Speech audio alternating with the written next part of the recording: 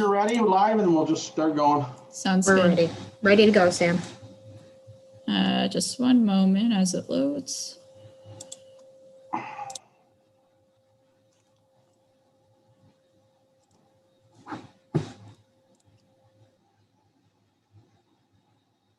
right, we're live on YouTube. Thank you, Mackenzie. Good evening. Welcome to the Town of Fort Erie Committee of Adjustment for January 21st, 2021. Please know that this meeting is being live streamed on YouTube.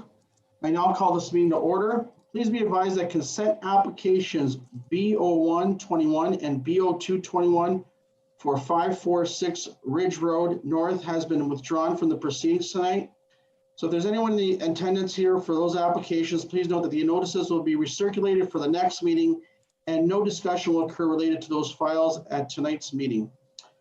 Okay, first I'd like to introduce you to committee members and staff. The town staff is Secretary Treasurer who will be recording minutes of tonight's meeting is Kara Rach. And the meeting host who's doing the background technical duties is Mackenzie Cece. And tonight's following members are the following. Committee members is David G. Francesco, Chris Nutt, and I'm Sam Surso, will be chairing tonight's meeting. To those members of the public who may be participating electronically in the public meeting portion of this meeting tonight, you may wish to put your view on gallery view by clicking the top right corner from speaker view. I also ask that you're mindful of background noises for the duration of the meeting. Please also note that the participating members of the public will remain in the virtual waiting room via telephone or electronically until they're called upon during the public meeting. This is a statutory public meeting under the Planning Act for the purposes of concern both minor variance and consent applications. Members of the committee have been provided with all written comments received by agencies and public prior to this meeting. Committee members are asked to mute their microphones until you're asked to speak. Please raise your hand if you'd like to speak and vote by raising your hand. The purpose of the meeting is to obtain input from residents relative to the application. Those participating online via Zoom will be asked to raise their virtual hand when they wish to speak. On a computer, you can do so by clicking on participants in the bottom center of the screen and then by clicking raise hand. On a mobile device, you can tap more in the bottom right, then tapping raise hand. You'll then be brought into the meeting by staff. You can then unmute yourself and start your video by using the buttons on your screen. If you're participating by phone and you wish to raise your hand, press *9 and you'll be unmuted by staff. Next, we'll hear from the applicant or agent and then from those in support or opposition of the application or to ask questions. We ask that each attendee keep their comments to under 10 minutes to allow all attendees the opportunity to speak. Applicants and attendees have advised they are free to leave the webinar once a decision is made on their application. Each application will proceed in the following order. First, the Secretary Treasurer will summarize the purpose and the effect of the application and any comments received. Second, the applicant called upon to speak and make further comments if they have any. Third, the committee members will ask any questions of the applicant. And fourth, the public will be asked to speak one at a time to state their full name and address for the record of any comments they have towards the application. Fifth, the chair will close the application once all comments have been heard. Sixth, the committee members will make a decision on the application, whether approve it, refuse it, or defer it, and state if there is any conditions apply. Please address your comments and questions to the chair. Each application will be heard in the order in which they appear on the agenda. The notice of decision will be provided to all applicants stating the outcome of the hearing and any conditions of approval if required. Please note that correspondence and comments received this evening are restricted to the matters of the Committee of Adjustment and the Planning Act. In considering each application this evening, the Committee of Adjustment will have due regard for the provisions of Section 45 and Section 53 of the Ontario Planning Act of 1990 as amended. A 20-day appeal period exists for each application heard this evening. Final appeal dates are noted on the note of the decision and are available by requesting a copy in writing. I will begin by asking committee members present if they have any conflicts of interest with respect to any application we heard this evening. Chris? I have no conflicts. And David? Yeah, I had two, even though the first one was deferred, consent file B121 and B0221. I had a conflict with that. I also have a conflict with minor variance file A08-21. Okay, thank you. We'll note that, and Chris and I can make our decision and hear the case of 8021. Thank you. And I have no conflicts tonight. I now ask the committee secretary treasurer, I've noticed this meeting was probably given in accordance to the provisions of the Ontario Planning Act. Yes, it was. Okay. And have you received any requests for adjournment or withdrawal respecting the end of tonight's applications? Yes, we have consent file BO1/21 and BO2/21 for 546 Ridge Road is deferred because staff inadvertently circulated an incorrect sketch. This error was caught by town planning staff prior to tonight's hearing and has been deferred to the February 18th meeting when it will be recirculated.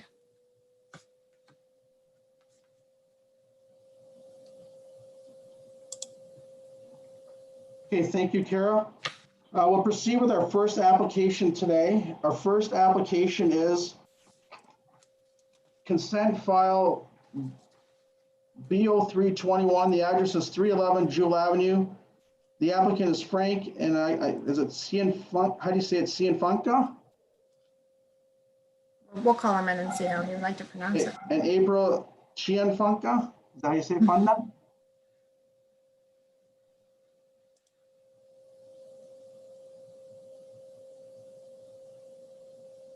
Cianfagna. Cienfuegos. Cianfagna, yes. Cienfuegos, okay. Can you hear me now? Yes. Can you hear me now? Sorry. Okay, Frank, are you ready to proceed with tonight's application? I believe I am. Okay. Yep. I'll ask Kara to read the correspondence and then we'll go from there. Thank you. Thank you. This consent application proposes the creation of a new lot for future development of a residential dwelling. The retained parcel on the sketch has an existing dwelling on it and will continue its residential use. The new parcel on the sketch is proposed for future construction of a single detached dwelling.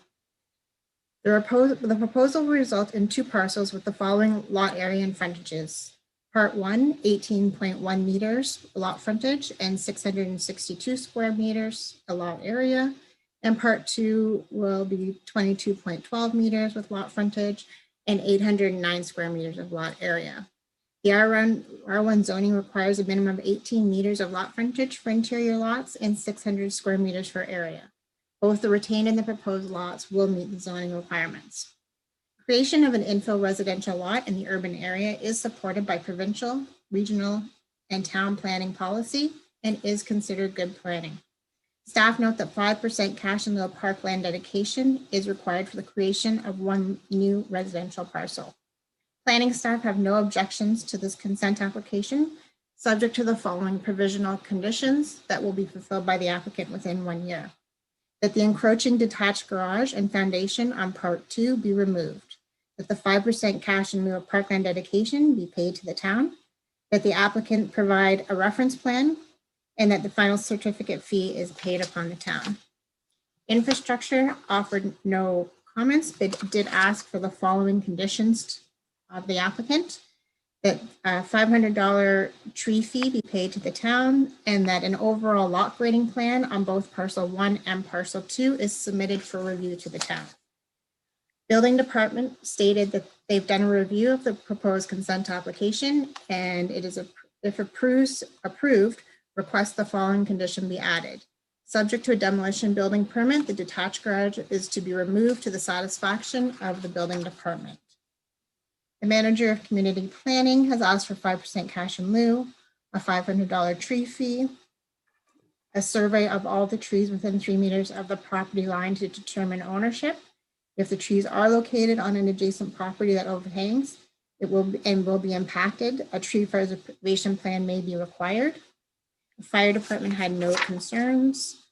Drainage had no issues. Niagara Parks Commission had no comments. Cogeco had no comments, and Bell Canada has provided a letter to the applicant, which was included in their report as well, that they are requesting that transfer of easement over the said lands is entered into by the applicant with Bell to protect the existing aerial facilities and to maintain the service in the area.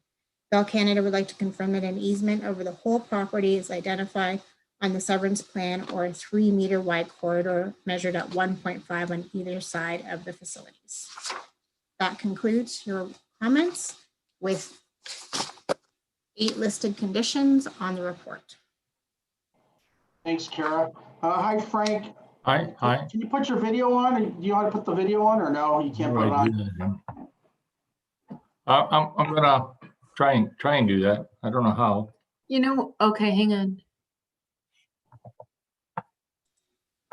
We don't need to have, there There we you go. go. There I am.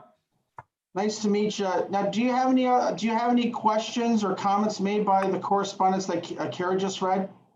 Just a couple of clarification. The building, the garage has been taken down. That was a condition of sale that the previous owner had. So I'm not sure what happened there, but the foundation is still there, and I'm going to remove that when we start building. I'm wondering if it's possible to defer that to the permit stage so that I don't have to get somebody in there twice. The people that are going to do the foundation are prepared to take the old one out. I'm not sure how that'll work, but if that's possible, otherwise I'll certainly get rid of it. That's no problem. But it makes it easier for me to remove that existing garage foundation when the new foundation is going to be dug, right? Okay. That makes sense. Any other comments? No, I think the rest is fine. It's good. Okay. Karen, can you enlighten us on that? Could that be possible, or it has to be the whole thing has to be the permitted? One of the common conditions in this type of situation where there's an existing building on the property is that the foundation is removed prior to clearance of the condition as well.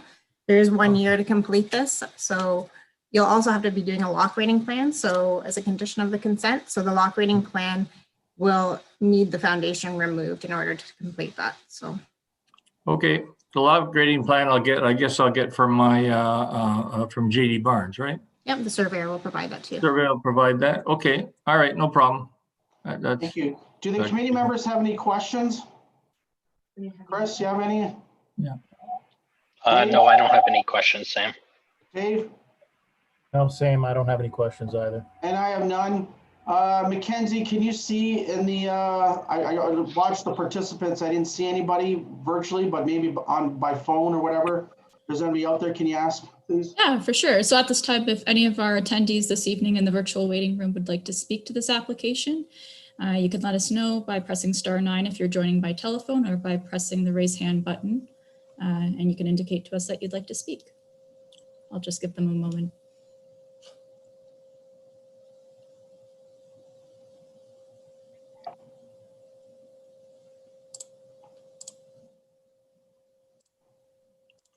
Chair, I'm seeing no one that wishes to speak to this application.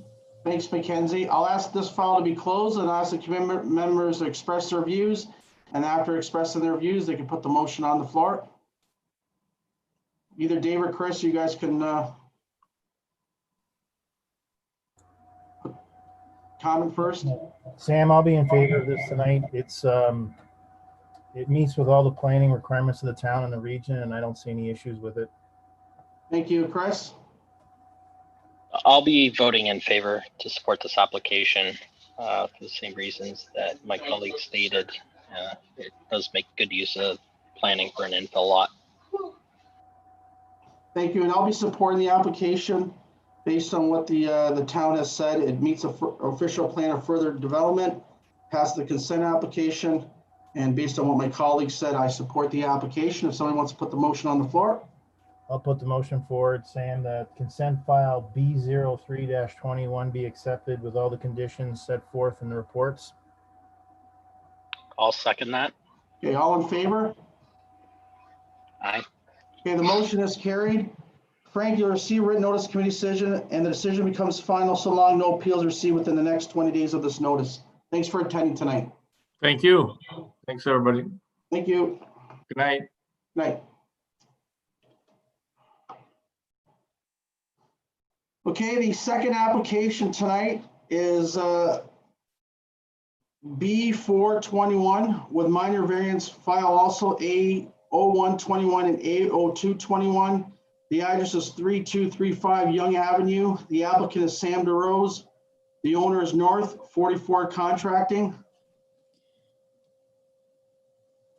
Chair, I'd just like to note to you that we do have somebody in the waiting room that we believe is associated with the application. I'm going to bring them in, but if you could just verify that that's the applicant Okay. upon entry.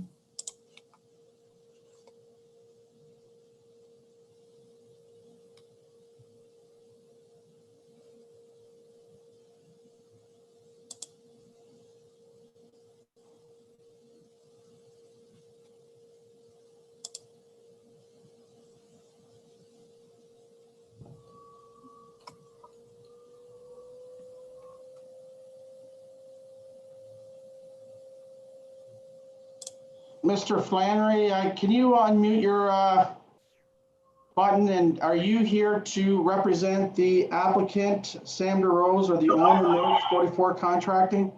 No, John, just helping me with the Zoom. It's Sam DeRose here. I'm the fellow that's representing the owners, the agent for the owners. Okay, Sam, how are you? Very good, very good. Good. Are you ready to proceed with tonight's application? Yes, Matt. Yes, sir. Okay, I'll ask Kara to read the correspondence then. Thank you. I don't know why. This consent application proposes the creation of a new lot for future development of a residential dwelling. The retained parcel, which has an existing dwelling on it, will continue its residential use. The new parcel is proposed for future construction of a single detached dwelling. The R1 zoning requires 18 meters of frontage for an interior lot and 600 square meters of lot area. Both the retained and the proposed are deficient in lot frontage and lot area, and so approval of minor variances are required for the two parcels. The applicant has submitted minor variance files number A01 and A02-21 concurrently with this application to address the deficiencies. Approval of these minor variance applications will be a condition of the consent. Staff note that a portion of parts 1 and 2 are zoned environmental conservation overlay zone, and removal of the EC zoning by the town's environmental advisory committee will be a condition of this consent. Creation of an infill residential lot in the urban area is supported by provincial, regional, and town planning policy and is considered good planning. Staff note that 5% cash in lieu of parkland dedication is required for creation of one new residential parcel. Planning staff have no objection to the consent application, subject to the following conditions. Approval of minor variances A01-21 and A02-21, removal of the EC zoning from parts 1 and 2, that the pool on part 2 be removed as indicated on the severance sketch as it encroaches on the proposed lot, that payment of 5% cash in lieu of parkland dedication be paid to the town, and that the applicant provide the solicitor, or the applicant provide the town with a reference plan, and that payment of the final consent certificate fee is paid as well to the town. Infrastructure provides the following comments as well. Oh, through you, Mr. Chair, I was going to read the planning report for the minor variance at the same time, if that's okay with you. Okay. As the comments are similar for both applications, all three applications. So the purpose and effect of the application of the variance is to request a decrease to the minimum lot frontage and minimum lot area for the retained lot and the new lot proposed by consent file B04. The consent file is being submitted concurrently with this application. Part 1 on the severance sketch is a proposed new lot and part 2 is the retained lot. The Ontario Planning Act provides that a minor variance must meet the following 4 tests to be considered minor and supportable. Is the variance minor in nature? The proposed reduction to 16 meters for a minimum lot frontage is minor. It will be a sufficient width to accommodate an adequately sized dwelling, service connections, parking, and amenity area. Planning staff note that the development on part 1 will be required to meet the increased infill interior side yard setbacks of the R1 zoning that are intended to mitigate the impacts of infill development on adjacent properties. Part 2 has an existing dwelling on it and meets the setback and lot coverage requirements of the R1 zone for the 1-story dwelling. The proposed lot frontages are consistent with the character and neighborhood. Several other parcels with less than 18 meters of lot frontage exist along Young Avenue and in the area in general. The proposal to reduce the minimum lot area to 592 square meters and 594.2 square meters is minor. The proposed lot area is sufficient to accommodate development of a single detached dwelling on part 1 with room for parking, amenity, and servicing. Part 2 will continue its use as a residential dwelling and then meets the setback and lot coverage regulations of the R1 zoning. Is the proposed variance considered desirable for the appropriate use and development of the land and buildings? The proposed variances will permit creation of a new infill lot in the urban area. Provision of infill development meets town, region, and provincial policy and encourages new development within the existing urban area. The addition of a new single detached dwelling meets the intended land use policy of the secondary plan and the uses permitted by the R1 zoning. Does the proposal meet the intent of the zoning bylaw? The general intent of the minimum lot frontage requirements is to ensure that the parcel is of adequate size to accommodate development and to ensure consistency in lot sizes in the neighborhood. This application meets this intent as adequate space is available for development of a single detached dwelling on Part 1 with adequate space for servicing, parking, and amenity area. Part 2 will continue its use as a residential dwelling and meets the R1 zone setback and lot coverage requirements. The proposed lot frontage of 16 meters is similar to other parcels in the neighborhood. The general intent of the minimum lot area regulations is to ensure that the new parcels are of adequate size to accommodate development. This intent is maintained as Part 1 is sufficient size to develop in an appropriate sized dwelling with space for servicing, amenity area, and parking.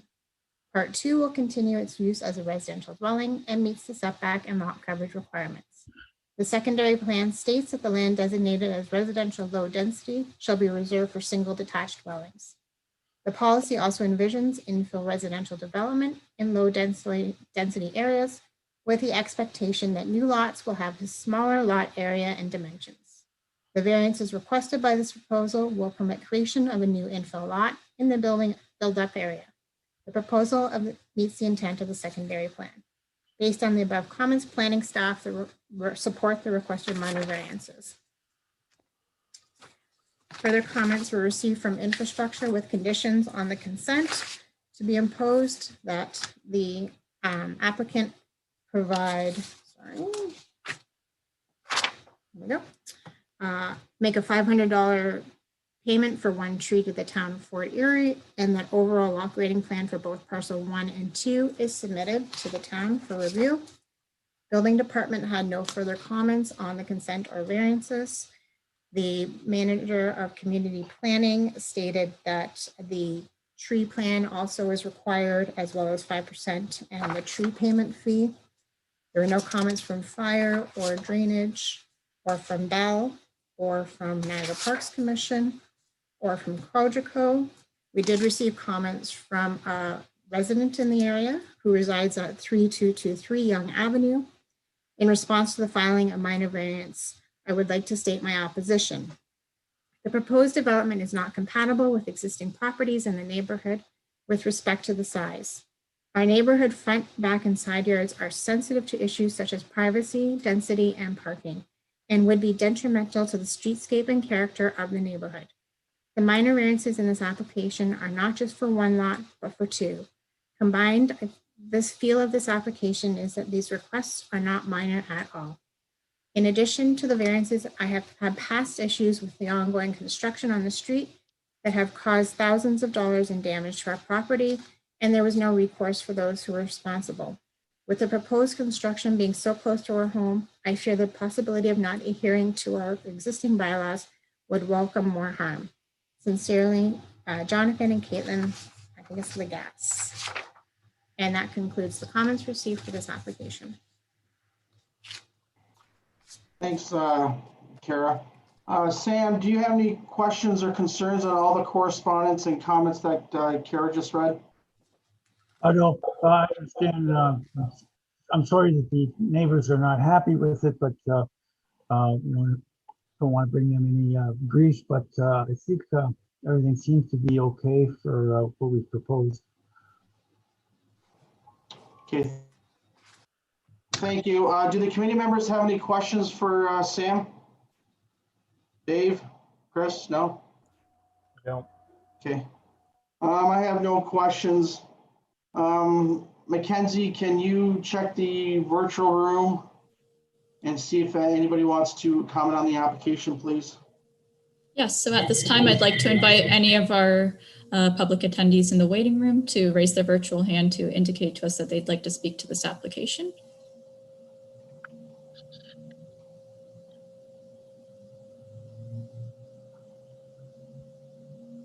Chair, I'm seeing no one that wishes to speak to this application. Okay.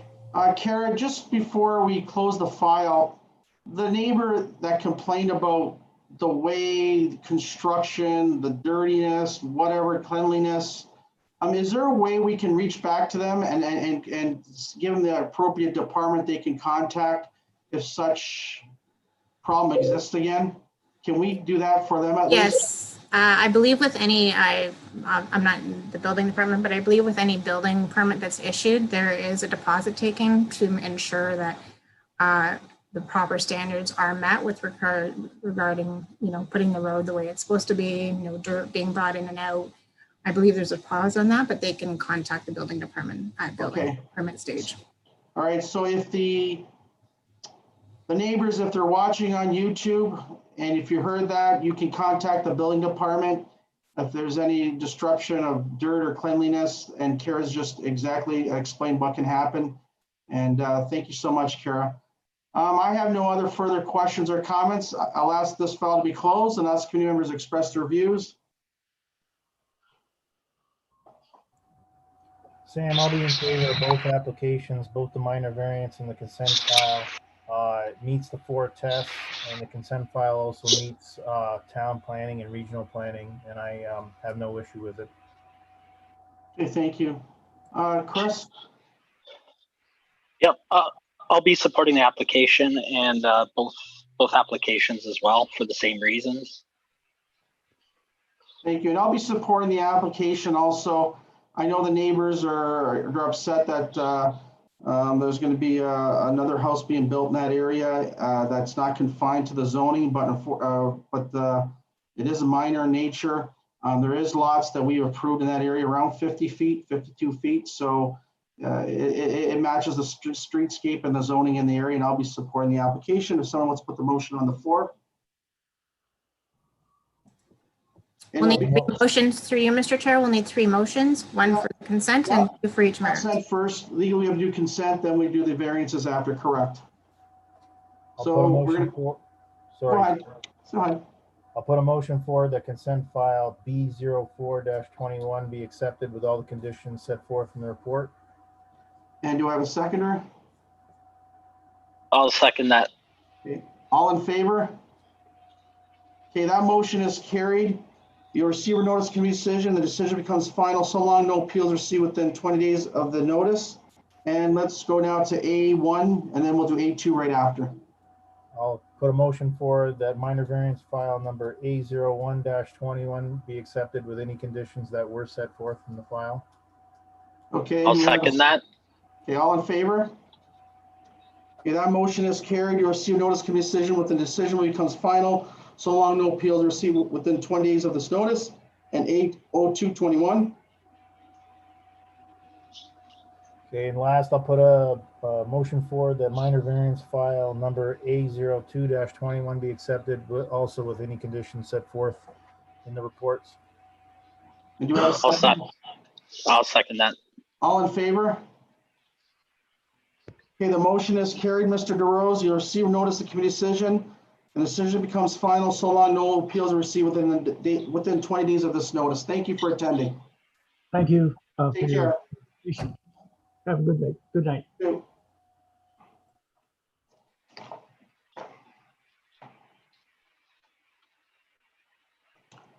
Okay, the next application is consent file B521 with minor variance file A0921.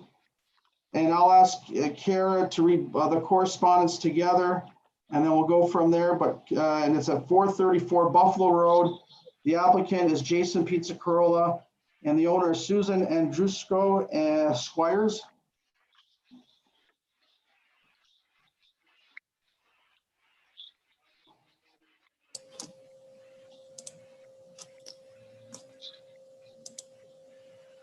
I think we may have lost the applicant. changed, I promoted them to a panelist, but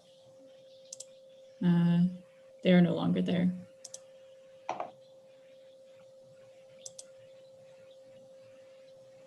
All right, let's give him 1 minute. He'll probably come back. He was on there already, Jason, so.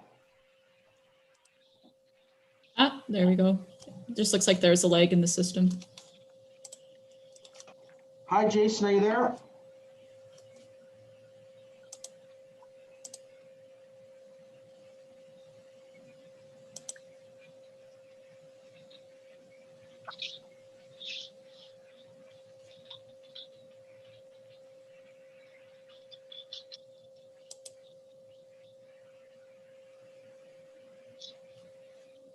Hey, Jason, you there? There you are.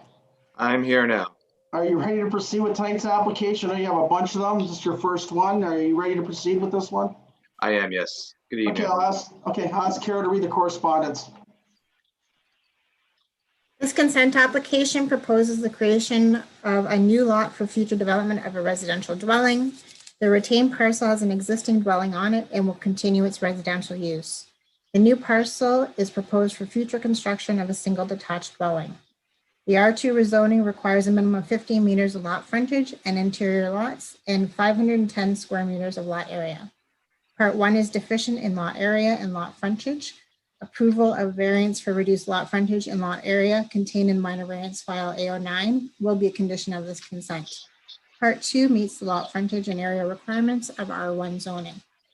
Creation of an infill residential lot in the urban area is supported by provincial, regional, and town planning policy and is considered good planning. Staff note that 5% cash in the parkland dedication is required for creation of one new residential parcel. Planning staff have no objection to the consent application, subject to the following conditions. Approval of the variance for reduced lot frontage and lot area, payment of 5% cash in lieu of parkland dedication, that the applicant submit a reference plan and the final consent certificate fee. The purpose and the effect of the minor variance application A0921 is to request a decrease to the minimum lot frontage and minimum lot area of the proposed new lot associated with consent file B0521, which is being submitted concurrently with this application. This application also requests a permission to decrease the minimum interior side yard setback for future construction on the new lot. Part 1 of the severance sketch is the proposed new lot, and Part 2 is the retained lot. The property owner at 448 Buffalo Road, which abuts the subject property to the north, provided comments in opposition to the proposal to decrease the side yard setbacks. Concerns regarding the drainage shadowing resulting from the reduced setbacks was raised, especially if a two-story dwelling is constructed on the proposed new lot. Planning staff note that the construction of any new dwelling on Part 1 will require completion of a grading plan that demonstrates that no adverse drainage impacts will occur to adjacent properties as a result of the severance. The R2 zoning permits construction of a two-story dwelling. Planning staff concur that the request to reduce the interior side yard setbacks are a concern and will speak to that variance request further in the report. The Ontario Planning Act provides that a minor variance must meet the following four tests to be considered minor and supportable. Is the variance minor in nature? The proposed reduction to lot frontage to 13.44 meters is minor. Part 1 will be of sufficient width to accommodate an adequately sized dwelling, service connections, and parking and amenity area. Staff are of the opinion that the proposed lot frontage will remain in character with the neighborhood. Parcel size in this portion of Crescent Park neighborhood is variable, and several examples of parcels with less than 50 meters of lot frontage exist in the area. The proposal to reduce the minimum lot area to 500 square meters is minor. The proposed lot area is sufficient to accommodate development of a single detached dwelling with adequate space for parking, amenity area, and servicing. Staff note the proposed lot area is only 2% reduction from the minimum requirement of 510 square meters. The proposal to reduce the minimum interior side yard setbacks for a one-story and a two-story dwelling to 1.2 meters and 1.5 meters respectively is not minor. Staff are of the opinion that this reduction may impose massing impacts on the property to the north. Detailed plans for a future dwelling on Part 1 are not yet available, and staff do not feel there is a demonstrable reason why the infill side yard setback regulations cannot be met at this time. Is the proposed variance considered desirable for the appropriate use and development of the land and buildings? The proposed reduction to lot frontage and lot area will permit creation of a new infill lot in the urban area. Provision of infill development meets town, region, and provincial planning policy that encourages new development within the existing urban areas. The addition of a new single detached dwelling meets the intended land use policy of the official plan, and the use is permitted by the R2 zoning. At this time, it cannot be proven that the proposal to reduce the interior side yard setback is required for infill development, which is desirable. A building plan has not yet been submitted with this application. Therefore, staff cannot understand the possible impacts of the proposal as a result of the requested variance. The infill provisions were added to the R2 zoning in an effort to reduce impact of new development on infill lots in mature neighborhoods. Staff are of the opinion that the development can occur on Part 1 without circumventing the infill regulations. The general intent of the minimum lot frontage requirements is to ensure that the parcel is adequate size to accommodate development and ensure consistency in lot sizes in a neighborhood.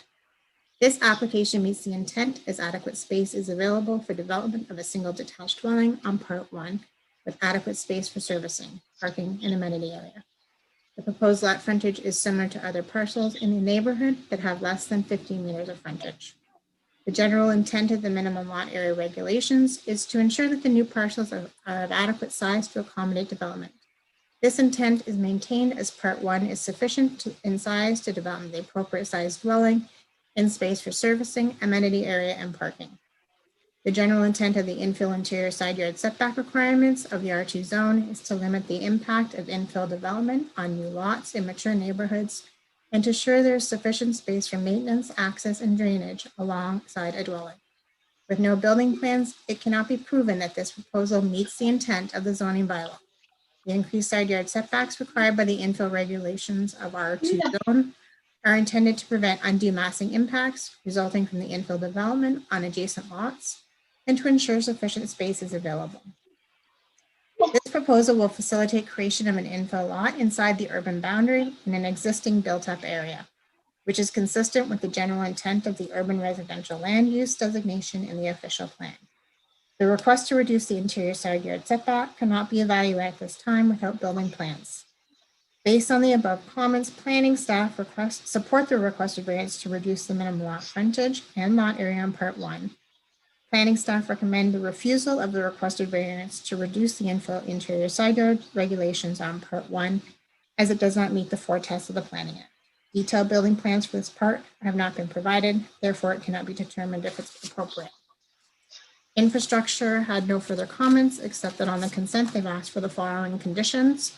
The $500 may be paid to the town for one street tree, that the overall operating plan be provided for both parcels, and that a road widening of 1.5 meters in clear title is granted along the frontage on Part 1. Building department had no further comments. No further comments from the manager of community and planning. No comments from the drainage superintendent. No comments from fire. No comments from Bell Canada, nor Niagara Parks Commission, nor Cogeco. And the letter received from the neighbor has already been read, the concerns that were commented in the planning report at the beginning of the report. And that concludes. Thanks, Kara. Jason, did you like to comment on any of the correspondence that Kara just read, or any of the comments? Yeah, sure. I think it's a good use of land in the urban boundary. It's a very, very large lot right now. So I think at 44 feet, 13.44 meters. I think it's a very, very adequate, very deep lot. I decided to add the reduction of the infill side yard setbacks to give the benefit to designing a house, just because really the infill lot, like the regular zoning allows it. So the infill is something that's done additional, which I've always had a bit of an issue with it in the zoning bylaw. So I like to add that where I can. The house is not designed yet, so I think the owner would be willing to give up on that interior side yard reduction if there's issues with it in the neighborhood, if the neighbor has a problem with it. regardless, either way, I don't think grading is going to be a problem. Yeah, so ideally we'd like to go through with the side yard reductions. In terms of the lot area, I think that's minor, very minor, and the frontage is very minor. I'll be with you. Okay, thank you. Do the committee members have any questions for Jason? I don't have any questions. Dave? So just the one question, Jason. So you didn't have a problem with us not supporting your reduction in the side yard building codes. You were okay with the lot frontage in the area, correct? Yeah, it's mainly about the frontage in the area. It gives a little bit more flexibility in terms of a design later on. And if this was your standard zoning, the setbacks that we're asking for are the normal setbacks. It's just because it's an infill that it becomes an issue. So you're just trying to get ahead of the game and not have Essentially trying to get ahead of the game there a little bit. Yeah. Okay. That's all, Sam. Thanks. Jason, just to clarify, you're representing the client, but they haven't decided what type of housing, or is the lot going to be for sale, or there's nothing there right now? Yeah, right now the client's trying to sever the property. Right, so there's no two-story plan there. You don't know what design they want, nothing like that. That's correct. All right, thank you. I have no other questions.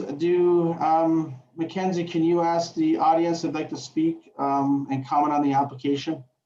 Absolutely. So at this time, I would like to invite any of our attendees in the waiting room to indicate to us that they'd like to speak to this application. So if you're joining by computer, you can indicate this by raising your virtual hand. And we do have one call-in user. So if you wish to speak to this application, you can raise your virtual hand by pressing *9.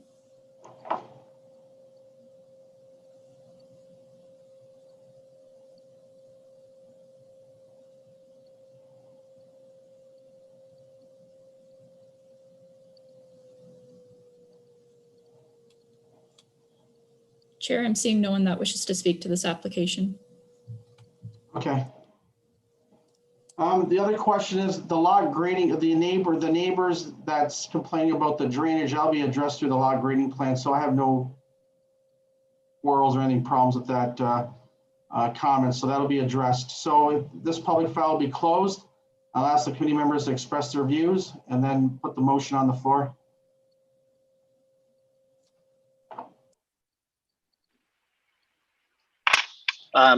Can I ask that we separate the two applications? Yes, we So can. we can deal with them separately. Yes. So let's go with B0521 first, and then legally we have to approve the consent before the minor variance. So you're correct on that. So we're going to talk about B0521.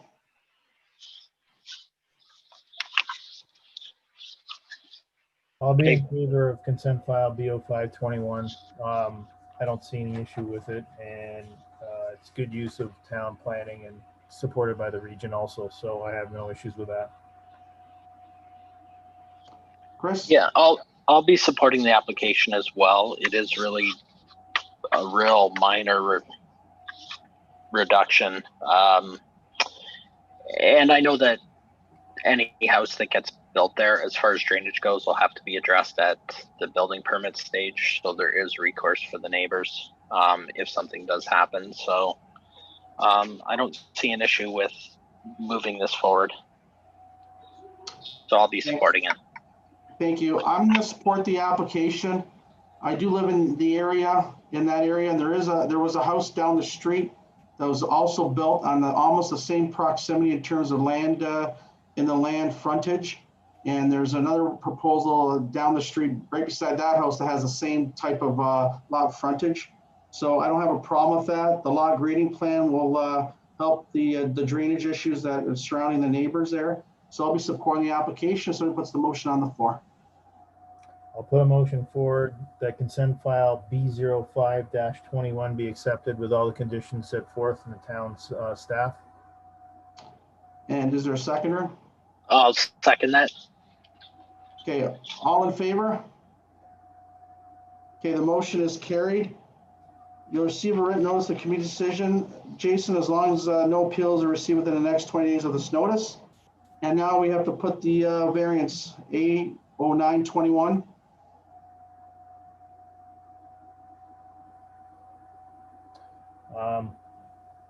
Sam, I'll be in favor of minor variance file A09-21, but without the side lot reductions that he's asking for.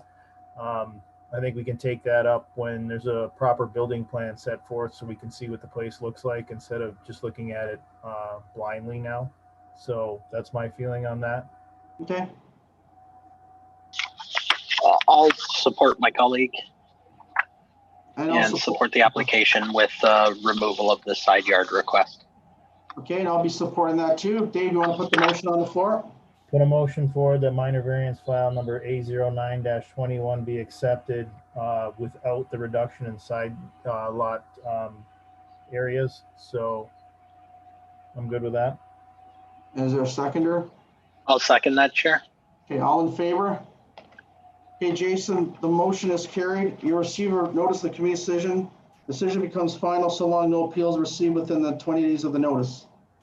Thank you, and I'll see you in about, I don't know how long it'll be, but we'll get back to you.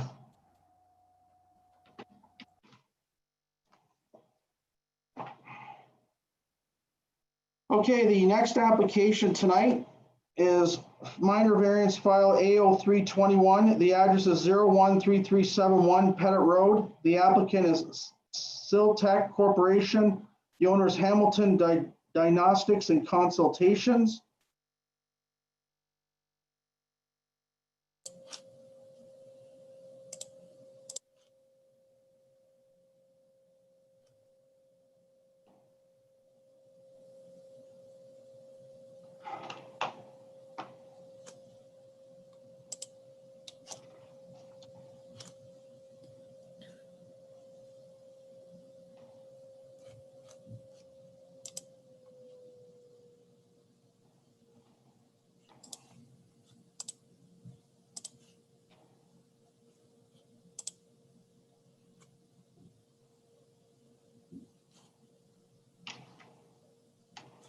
And, Milan, are you going to be the representative of the application?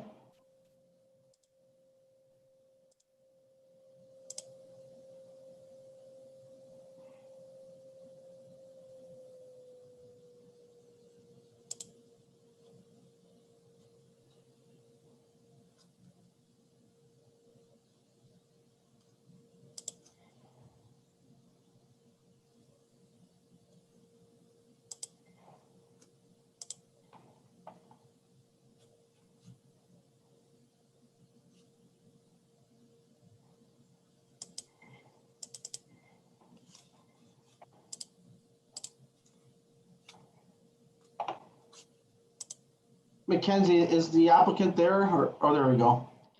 Yeah, can you hear me? I can hear you, Milan. You can hear me. So actually, Dark and Horning was going to be, but we are both on. I can also bring in the other applicant as well, Chair. Okay, you might as well do that. Dark and Horning?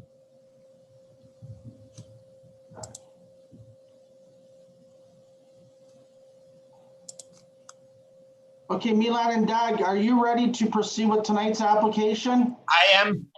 Okay, I'll ask Kara to read the correspondence. We want to, okay.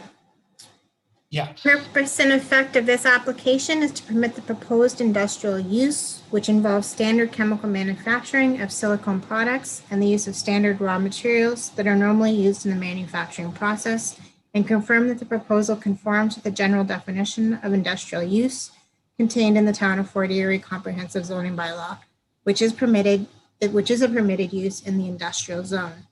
The application has been filed pursuant to the subsection 45(2)(b) of the Planning Act, where a use is defined in general terms. The Committee of Adjustment may permit a use if, in the opinion of the committee, the use conforms with the uses permitted in the zoning bylaw.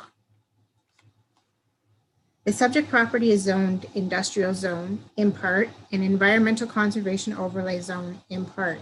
Accordance with the comprehensive zoning bylaw, permits industrial uses, which is defined in general terms in the bylaw as the use of land, buildings, or structures for the manufacturing, processing, fabricating, or assembly of raw materials or goods, warehousing or bulk storage of goods, and related accessory uses. Staff note that section 622A, what is that?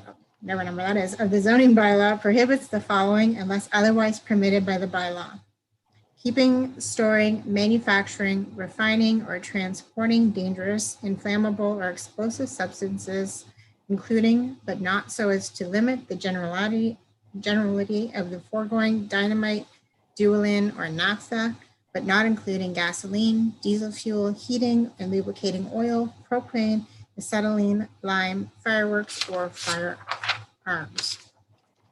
The applicant, Siltec, is proposing to establish a chemical facility which will synthesize a variety of organic modified silicone compounds, such as polymers and reactive prepolymers, elastomers and surface agents, release and defoaming agents, etc.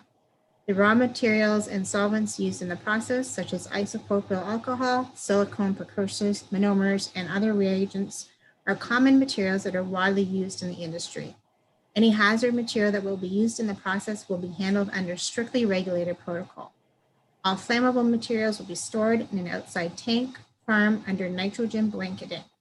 The applicant has confirmed that processing facility will not be storing, manufacturing, or in transporting any materials that are included in the prohibited uses within the zoning bylaw.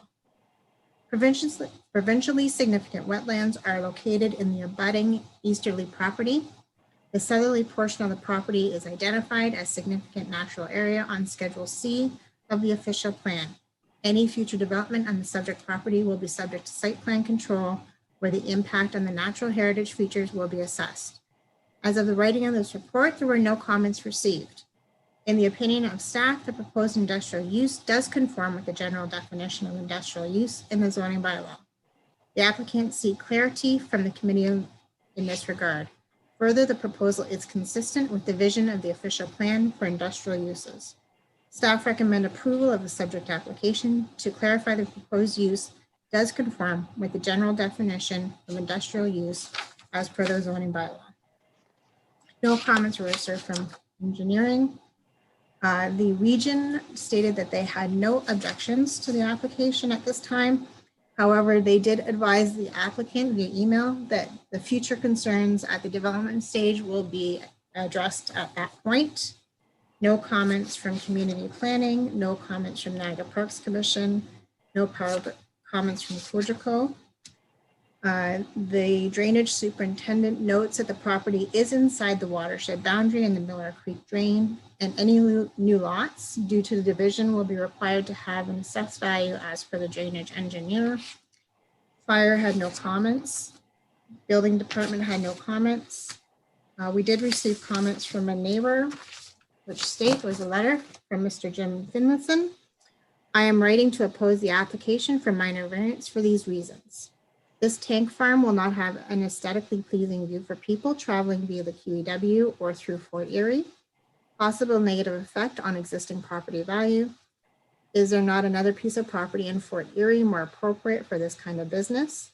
Further information needed as to how this company will contain any spills, negative effect on wildlife, many environmental issues, what is a nitrogen blanket and how is it to be used, and does Fort Erie have other similar facilities? Thank you for this opportunity to voice my concerns. I am not computer savvy, so cannot tune into the meeting. So if you'd be so kind as to send me a copy of the meeting, I would appreciate that. I look forward to hearing from you after the town meeting with any subsequent meetings pertaining to the subject. Sincerely, James from Minnesota. We also received comments from a local commercial business, Airbus, who fully support the proposed new facility and growth it will bring to the area. The letter was provided to the applicant as well. They had a few areas that they would like to address. While we understand the noise and odor emissions from the new facility will be addressed in the company's environmental compliance approval, we would like to request copies of any preliminary odor and noise studies that may be completed. This will allow us to review the results to ensure that there is no impact to our employees and our facility is minimized wherever possible. We would also like to make a new facility aware that while they are not situated directly in our flight path, there is still the possibility of overhead aircraft noise.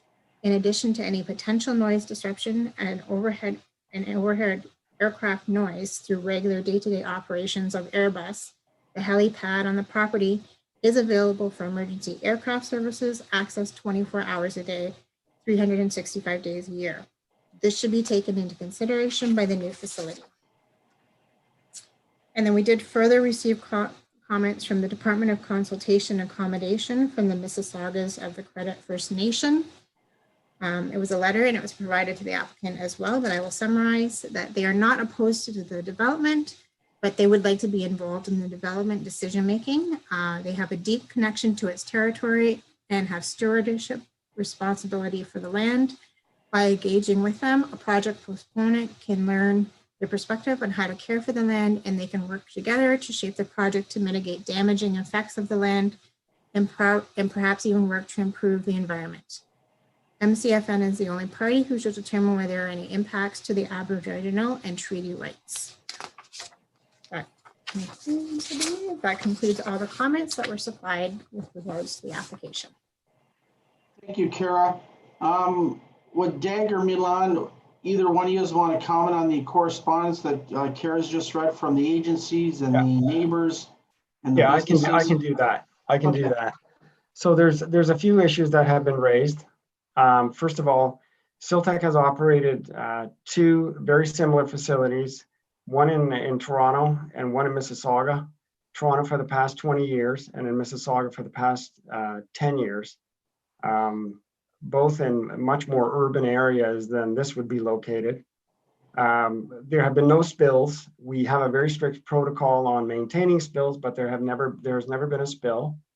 As far as odors or noise, we've never had a complaint about either of those two issues in the entire time that we've operated these facilities. And then the last issue here is there's a question about nitrogen blanket, which is very commonly used in the chemical industry, and it's simply putting an inert blanket on top of an inside of a large tank to contain anything that would otherwise evaporate and to prevent oxygen from getting at that chemical. So it's a safety thing, and it's a standard. It's done very commonly. Otherwise, there aren't really any issues that have been raised in the letters. As I say, we've been operating very similar facilities for a long time without any incidents. Okay, thank you. Do the committee members have any questions? Dave? Sam, just a quick question. So what's the Coles Notes version of what exactly you guys produce? Like, there's nothing in the report that actually tells me what you do. Well, you want to go ahead? Well, so all of the products look like vegetable oils. They're liquids. They're used in thousands of applications all over the place. I tell people that there are 20 silicones in this room. So from the paints to the carpets are protected with them.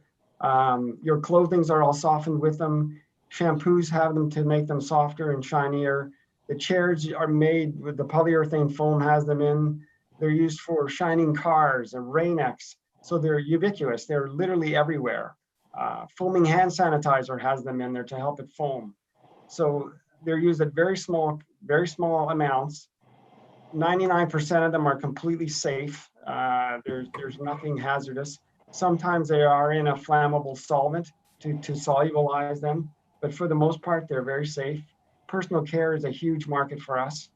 About 40% of our sales are in the personal care for sun care products and shampoos and lipsticks and things. So they're very safe. Most of our products are exported to the United States, about 60%. And 10 or 15% is consumed in Canada. The rest is in Europe and Asia. So it's a very global market for us. So it's basically just an industrial additive. That's all it really is, I guess. It's an additive for many applications. Okay. Thank you. Many consumer products. Okay. That's it, Sam. Thanks. Chris, do you have any questions? No, I don't have any questions. Well, that was one of my questions, as Dave said. I was like, what's this company trying to make here? Because I couldn't understand what they're making. So thanks, Dave, for clarifying it. So this is a third factory, we could say, Yes. a manufacturing that's expansion. Yeah. And the reason why you're moving to Fort Erie is because you're close to the border? Is that because, is It's that one of the one of the reasons? reasons we need to expand. The business is growing and we need to build a newer and bigger facility. This would be our largest plant. The two in Toronto occupy 8 acres and 3 acres. This is larger and we're just growing, so we need more space. Oh, yeah, and just a side note, how many employees do you employ in this type of business? Is this like a 24-hour operation or is this It's like an 16-hour operation? 24/5, so we don't work on the weekends, but it's 24-hour operations. The chemicals take a long time to produce. Cycle times are often 48 hours or longer, so we have to be open 24 hours a day. Right. We employ approximately 150 people in Toronto, Mississauga, and then we have 20 sales managers in the US and Europe and Asia. So Okay, about thank you. 150 people in Canada. All right, and the last other question, in terms of safety and hazard, is this stuff being transported by tank, or is it all boxed up and put in a transport truck, or is this all by tankers? Very little by tanker. We don't have a Okay. lot of customers that buy that kind of quantity. Okay. We do have some. Most of it is in 200 kilogram drums and 1,000 kilogram tote bins. Okay.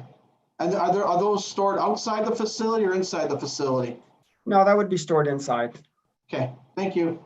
I have no other questions. Do committee members have any other questions? None?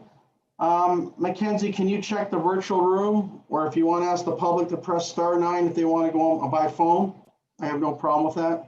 Sure. So at this time, I'd like to invite any of our attendees in the virtual waiting room that wish to speak to this application to indicate to us that they'd like to do so. So if you're joining by telephone, you can press *9 to indicate that to us, or if you're on a computer, you are able to press the raise hand button at the bottom of your screen.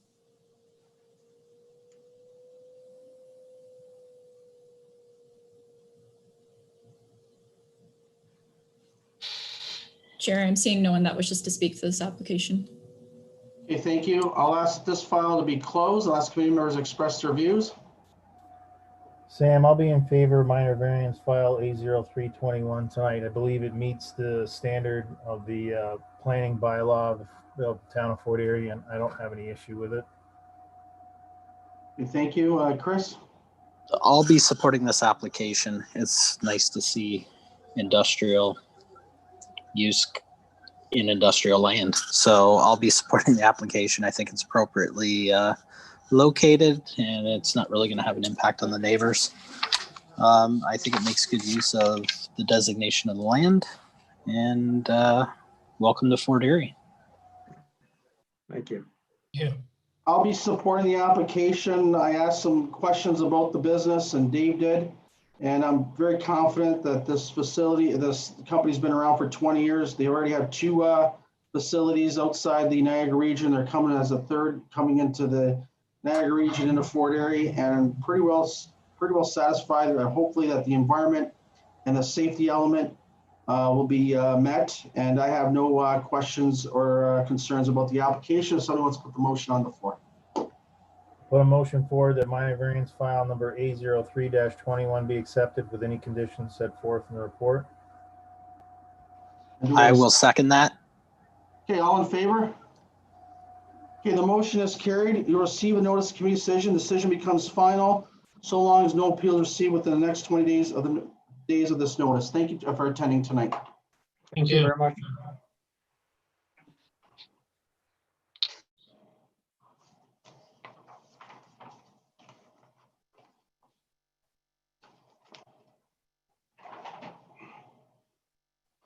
Okay, the next application is minor variance file A0421. The address is 0-1092 Seymour Avenue. The applicant is C Architecture, and the owner is Ruxana Moin, and the applicant is Arshan Siddiqui.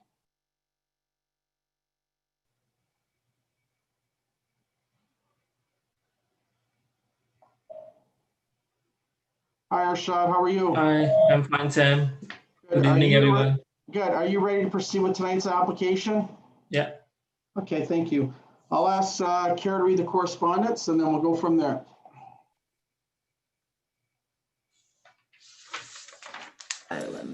Sorry about that. I was unmuted.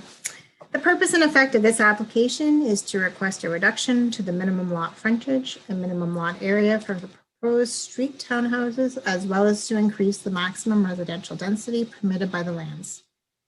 The subject property is located in the Spears High Point neighborhood of Fort Erie. Single detached dwellings are located to the east, west, north, and south of the subject property. The subject lands are zoned residential multiple 1 RM1-507 site specific in accordance with the comprehensive zoning bylaw, and RM1 zoning 507 permits townhouse dwellings.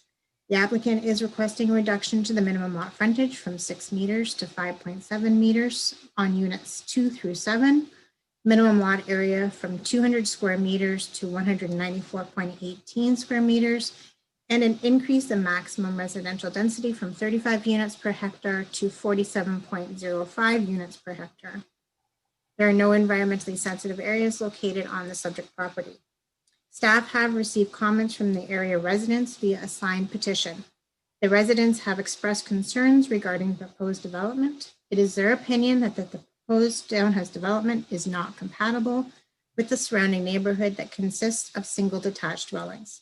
The residents have also questioned whether sanitary sewers could be installed on Seymour Avenue to serve the proposed development.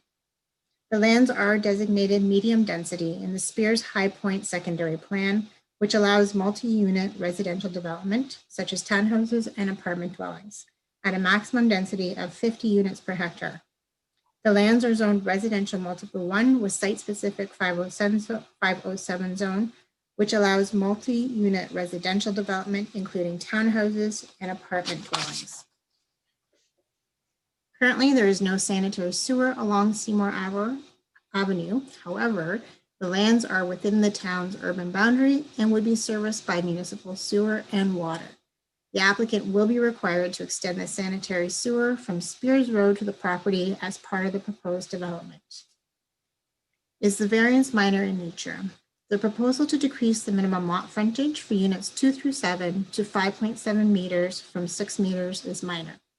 The lot frontage of 5.7 meters is adequate to accommodate a townhouse dwelling and will provide sufficient street access. The bylaw requires a minimum lot area of 200 square meters, and units 2 through 7 will provide lot area of 194.18 square meters. A reduction of 5.82 square meters is minor in nature.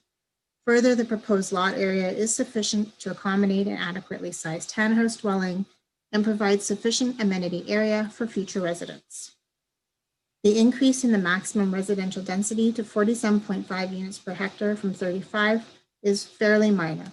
The current density regulations of 35 units per hectare will permit 6 dwelling units, and the requested increase in density to 47 per hectare will allow 8 dwelling units. The additional 2 dwelling units will have no adverse effects on the abutting easterly dwelling and southerly dwelling, as the proposed complies with the interior side yard and rear yard setback requirements. Further, the traffic generated by 2 additional units will be minimal and can be accommodated on Seymour Avenue.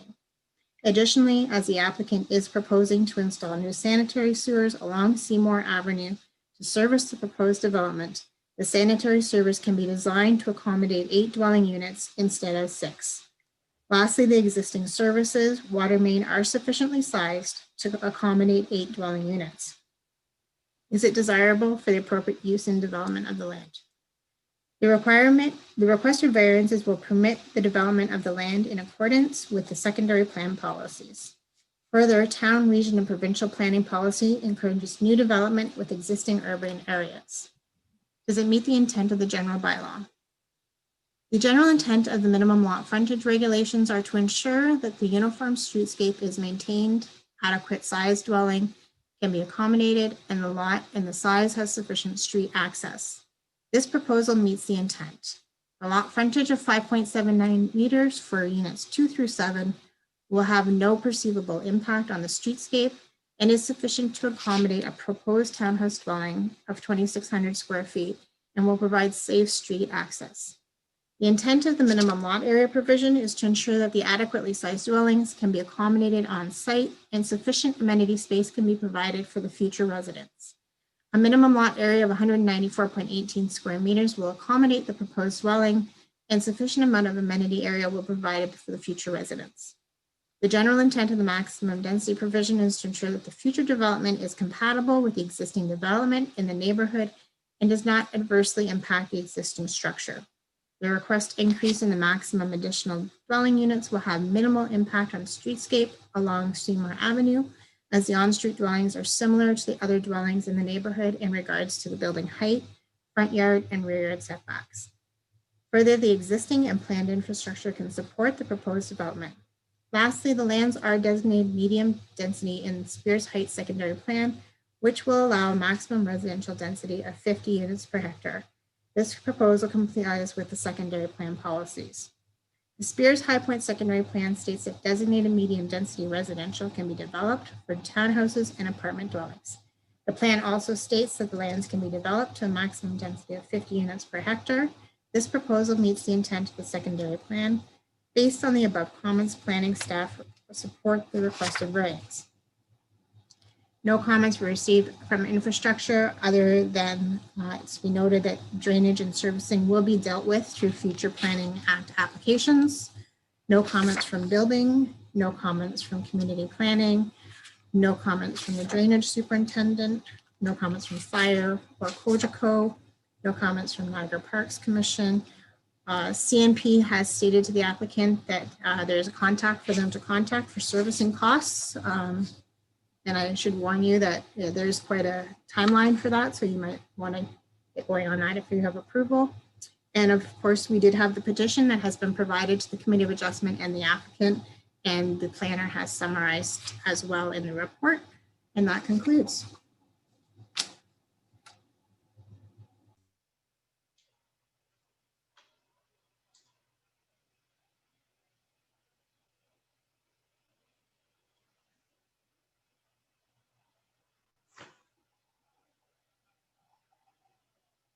Sam, you are muted. Sorry. Was there any other correspondence, Kara? Was that all the correspondence?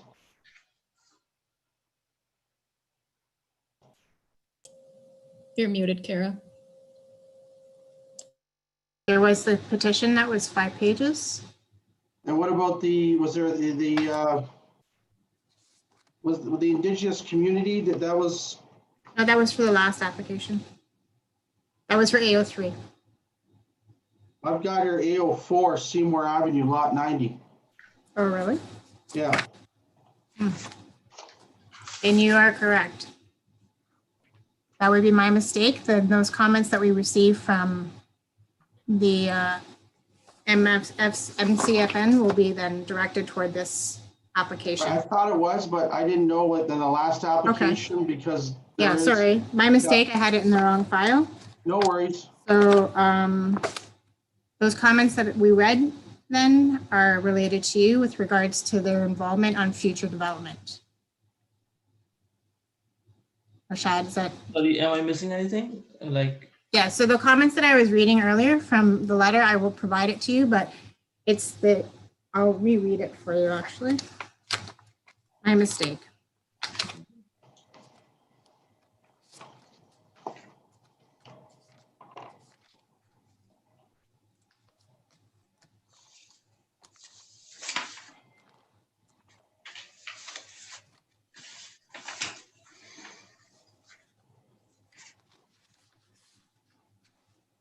So I will provide you with a copy of this letter. It's 4 pages. I won't read the whole thing. But basically, they're just saying that they would like to be involved with the future development of the lands. At this time, they have no objection to the development. But as they have interest in the lands that you are developing, they would like to be involved in the development process in the future. So the pardon me? This is from Indigenous community, right? Yeah, from the Mississaugas of the Credit First Nation. Right. So this information, I will send you this letter. My apologies completely on that. But they would like to be engaged in the project as well. And I will send you the letter so you have contact information, and as well the site plan coordinator for this application. So when you are doing a development, he has the contact information as well. So we will address that with you in the future as well at that stage. Right. Do you have any questions on that? No, that's okay. Okay, thank you. I thought they made another comment on the other application also, so that's why I didn't know, they also sent another email out for the other application. No, I'm sorry, my That's mistake. why. No worries. At least we were clarifying something. Okay, Arshad, would you like to comment on any of the correspondence and comments that Kara just read? Staff report is pretty much supportive of the proposed development, and it aligns with the higher secondary plan, bigger Port Erie urban development goals. So I don't see any issue with the minor variances requested. I don't know how to technically address neighborhood comments because by and large they are commenting on zoning bylaw amendment on someone else's property. So I don't know how to address those, but regarding their comment about sewage, the planning member and the drainage department has already addressed that how it will be extended to the lot. And we are accepting this minor variance with all the conditions, including what recently was told to us, including people from indigenous community in the process for development. Okay, thank you. Do the committee members have any questions? I do not, Sam. Chris? I don't have any comments or questions. I do have some comments though. I can understand, Arshad, where the neighbors are upset about. You're within your confines to build the townhouse development, and they're upset about that type of building can be built. I believe they're correct. To me, it's out of character, but you're within the bylaw. That's the problem here we have here. And they're upset from what I gather and from what I read, that you're within the bylaw to build those things because that's the way the bylaw and the zoning is and the subdivision agreement is. And they're upset about this piece of land being a bunch of townhouses there. And do you have any, you're just taking whatever that's given to you and saying, hey, I can do this within my own rights. Is that correct? Is that what I'm getting at? No, I don't know how to address the comments beside we are meeting the setback requirements from the corner lots, Right. 3 meter and 1.5 meters. So the development will be off of the property limits. And I don't know how else we can technically address the concerns. Well, what they're saying is the whole area, in that area, they're all houses. There's no townhouses in that area. The only townhouses that are in the area is in the subdivision. So I call that a blanket policy right now. I checked the zoning of a lot of townhouses in Fort Erie, and there's a lot of restrictions. Many examples: Thunder Bay Road, Hibbert Street, Albany Street. They're all lined up. There's no house, there's no townhouse, bunch of townhouses and house. I understand where the neighbors are coming to the fact, and they're upset about the fact that that you're building, that the zoning is you can build townhouses in that area with a blanket policy, basically, and that's where they're upset about. So I just want you to understand that. The other question I have is the indigenous community, the Mississaugas of the Credit First Nation. I've never dealt with them before, Kara. I've never had the Indigenous community draft up some requirements that I think that we as a committee have to look into, because there's some requirements that they're asking for that I'm not even sure we even can make a decision on. I'm not saying I'm for or against. I'm for the official plan. But there's some things that they're asking for, and they've given us 14 days to make that response. and I'm getting a little leery that this letter was given to us. And that's all I'm going to tell you. I'm just a little leery about this. I'm for the development because he's been within his confines. But when this letter has been given out, I read it inside and out, and they want to be involved in the whole process. And we never had an Indigenous committee be involved in the process. They're talking about possibly archaeological digs. There's nothing here by none of the agencies have even commented anything like this. So I'm very little leery about this, but we'll get to the comments later. But Arshan, have you ever worked with an Indigenous nation before on a development or no? No, I haven't.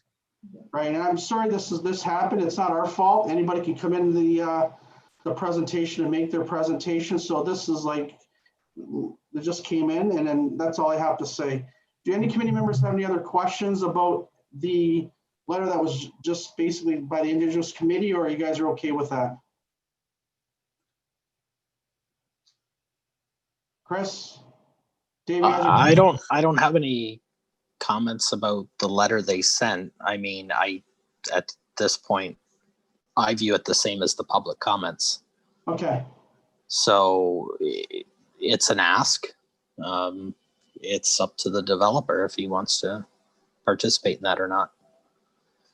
Here's the thing, like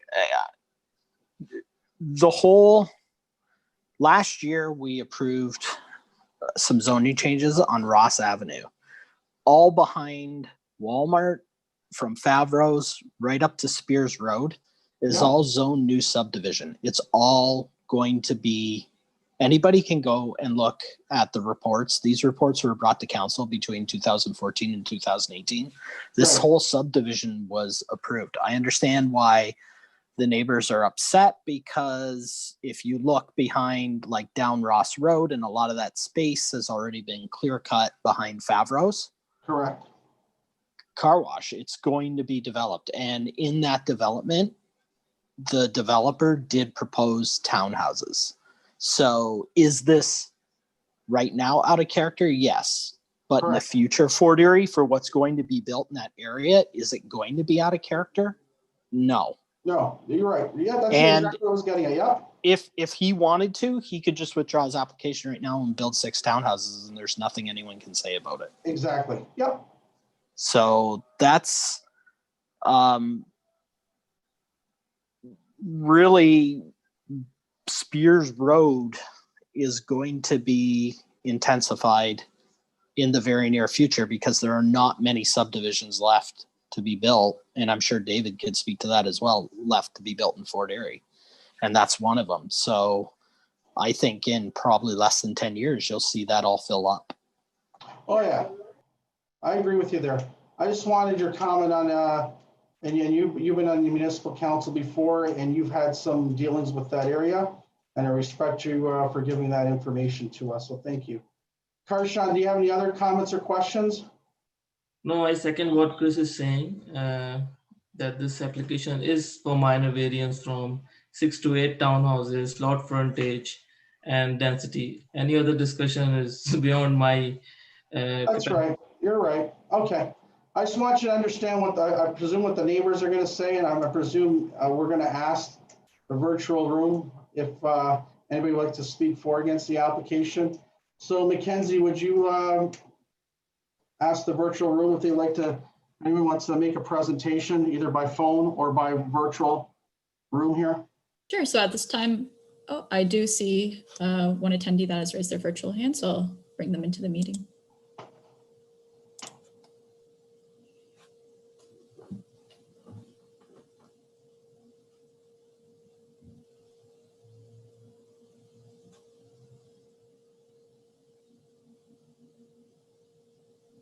Hi, Mr. Cotton. How are you? I'm doing good here. Okay, and can you please? Well, I know your says Mr. Cotton, but can you? I know you wrote the letter. Can you just state your name and the address where you're living at, and then you can presume your presentation? You guys covered most of it anyway. But yeah, my name's William Cotton. I'm at 1033 Seymour Avenue. Okay. next door to the piece of property. And I've gone down and done a petition in the area because, again, this just does not fit in with our the area. We all have all single dwelling homes. This building will actually double the population of Seymour Avenue. There's 5 houses, 6 houses on Seymour now. Excuse me, Seymour now. This will add another 6 to it. But our main concern here is that plus I was told years ago, several years ago, I guess now, that Spears Road was too high to put sewer on Seymour Avenue. But now it's okay. This is a concern to me. Also, we do have a ditch along this area. We culverted in, or we're going to leave a ditch and then a culvert at each driveway type of thing. Another thing, the 20-foot frontage. That's going to put those houses all toward the road. I know right now he can build 6. We know that somewhere along the line, in the years I've been here, that lot was changed from residential neighborhood to residential multiple without the neighbors even knowing anything about it. But anyway, if he can build 6 houses now, there's nothing we can say about it, but we would like the idea. You saw all the names, the 72 names, I believe. That is the whole neighborhood. That's not just a few houses here and there. That is the whole neighborhood. I know the new subdivision is going in the back, but technically that is away from us in a sense. And we're also concerned mainly that for the frontage. That frontage is going to stick out in front of everybody. And the other thing is, now I'm speaking for one of the other neighbors technically. That house, the drainage going into the back is going to go right into her backyard. And her backyard is technically wet right now. It's in the area of the wetlands. It's in the buffer. So it's still a little bit wet back there. This is actually going to add water to her yard.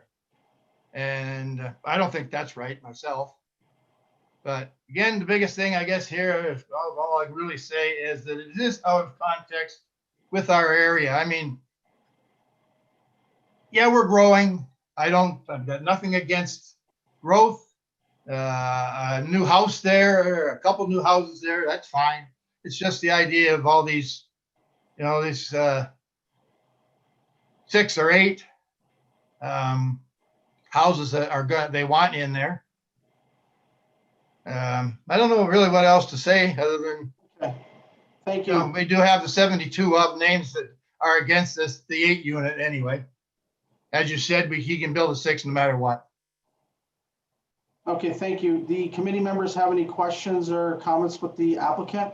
Yeah, I do. It's not just so I'm understanding you right, Mr. Cotton.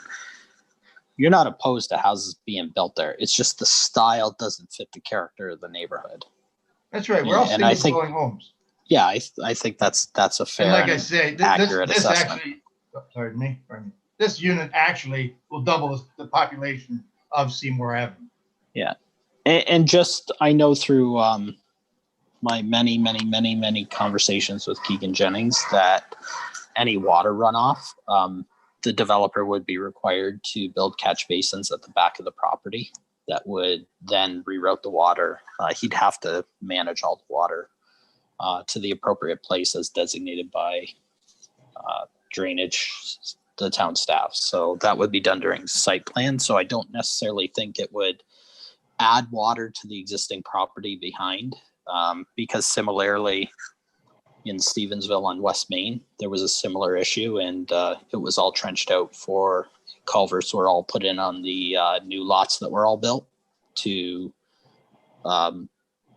remedy any flooding that neighbors and existing houses would have. But I just wanted to get clear. You're not opposed to development. You're just the style of the housing is really what's in question. Yeah. And okay. Thank you. Putting eight in there is it's a little bit too much. I mean, I've got one house on 6 lots, and this is going to be 8 houses on 4 lots, technically. And the other thing is I'm gonna have to buy curtains for my house. Okay, thank you for your comments. Just to clarify some, I did some research today on the town website. So from what I gathered, and Chris can help a little bit, in 2001, there was a plan amongst 4 developers in that whole area that owned property in that whole vicinity. They talked about a subdivisions. And there were stakeholders, there was a couple neighbors that got involved, a couple businesses. And then over time, in 2005, 2006, I think they met again. They came up with a plan. That plan was an open house in 2012.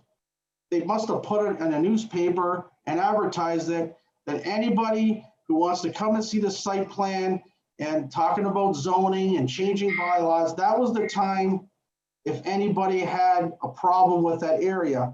Then in 2013 and 2012 at the end, the town approved that site plan agreement for that whole area. And then in 2013, the region in April approved that whole area. So they did come and ask the general public who was living in that area. I know people move in and out, and they asked them if there's any problems, any things that you guys don't like. That was the time in the realm to do something like that. Mostly people don't think, okay, just go with it, whatever, and it's done.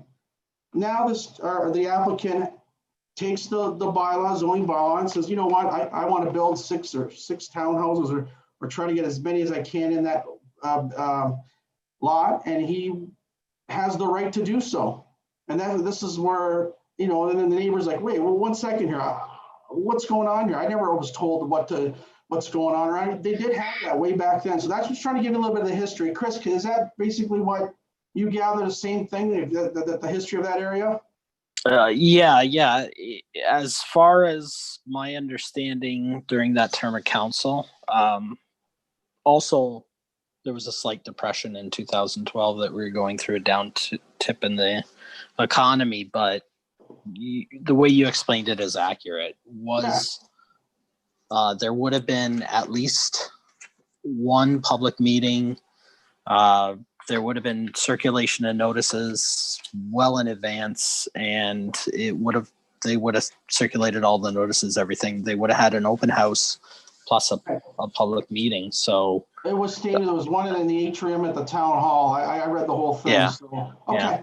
Thank you. So Mr. Khan, I just want to let you comment on that there was back then, there was public notice, a meeting about that whole area. And unfortunately, if you didn't oversight it or missed it, I mean, that's the way it is. But I'm just trying to explain to you, I think the town did do their due diligence. And that process was over 12 years. And they finalized it, and this is what they came about. And unfortunately now this is what's going on, and it's like, whoa, what's going on here? And like I said, there's neighbors that move in, move out, and this is what goes on in this type of development. So I just want you to clarify that this is the history behind that. And I'm trying to help you out and help the other neighbors out that signed the petition. This is exactly what happened. Okay, well, I've been here 30 years, and the problem with what you're saying there with the newspaper is I'm myself am at the end of every route. Right. So I miss papers all the time. All the time. So I know what to me, the bylaws not state we have to get a letter. I have no idea what that question, I mean, that's out of the realm of our discussion. I'm just trying to help you in terms of you're saying that, you know, no one was notified. There was notification back then, whether it was by newspaper, if it was mail, if it was on the internet. I mean, there's methods of communication.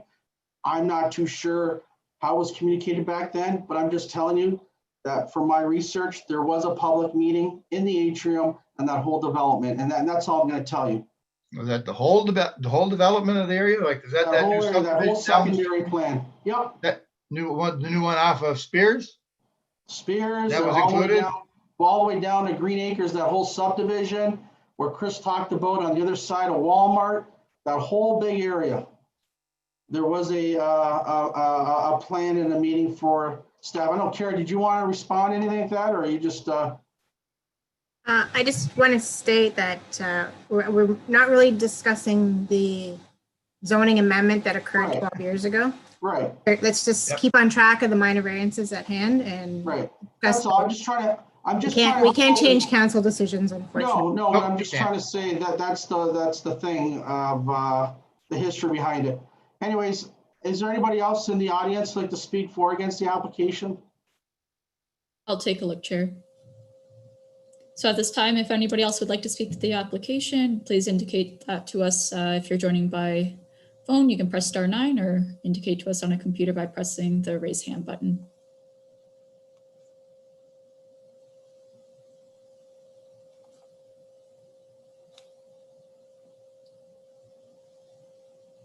Chair, I'm seeing no one else that wishes to speak to this application. Okay, thank you. I'll ask this file to be closed, and I'll ask the committee members to express their views on the application. Sam, I'll be in favor of this application tonight. It meets the 4 tests, and I don't have an issue with it. Thank you. Chris? I'll be supporting the application because it meets the 4 tests.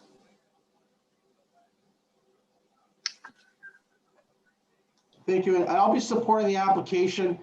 I know what the neighborhood and the neighbors' issues are, but unfortunately, this is the way it is. This is the applicant has the right to build the townhouses on that property. And I do feel that the application is minor, and I'll be supporting the application when I put the motion on the floor. Put a motion forward that minor variance file number A04-21 be accepted with the conditions set forth in the town's report. I do have a seconder. I'll second that. Okay, all in favor? Okay, the motion is carried. You receive notice of committee decision within 20 days of date. If there's no appeals, you're ready to proceed. Thank you so much for attending.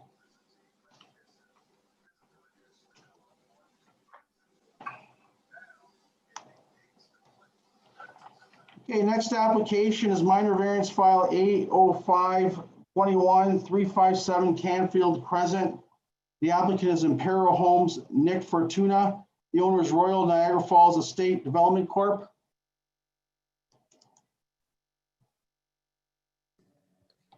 Hello. Hey, Nick, how are you? Too bad. How's everyone doing? Good. And are you ready to proceed with tonight's application? Sure am. Okay, I'll ask Kara to read the correspondence. Thank you. No problem.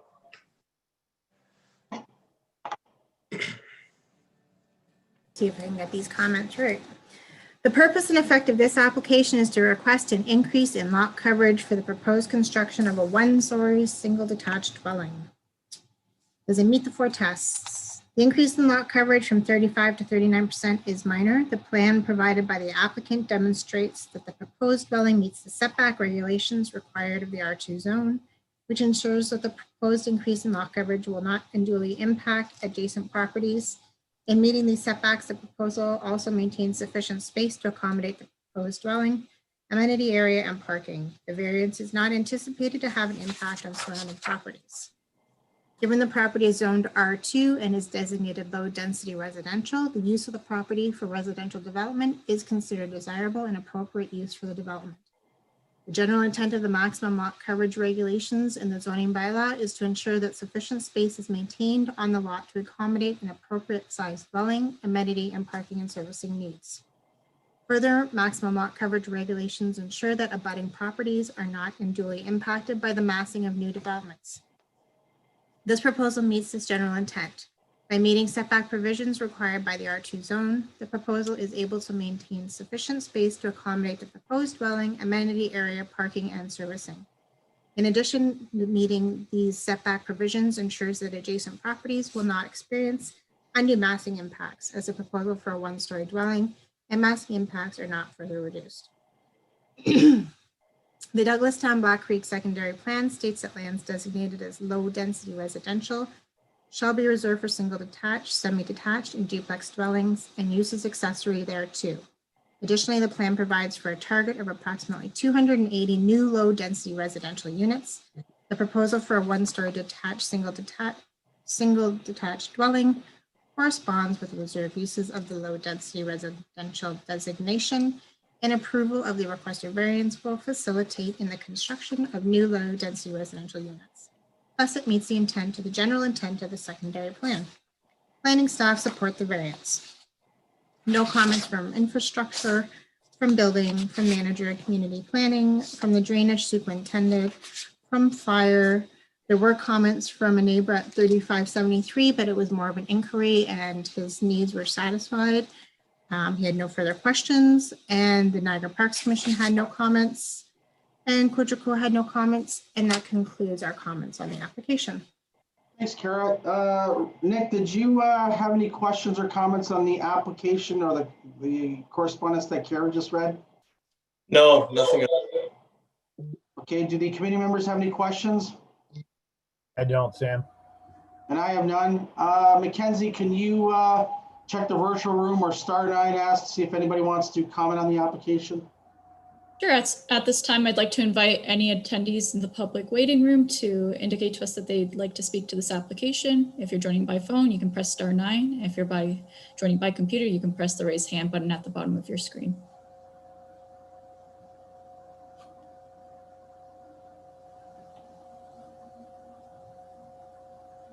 Chair, I'm seeing no one that wishes to speak to this application.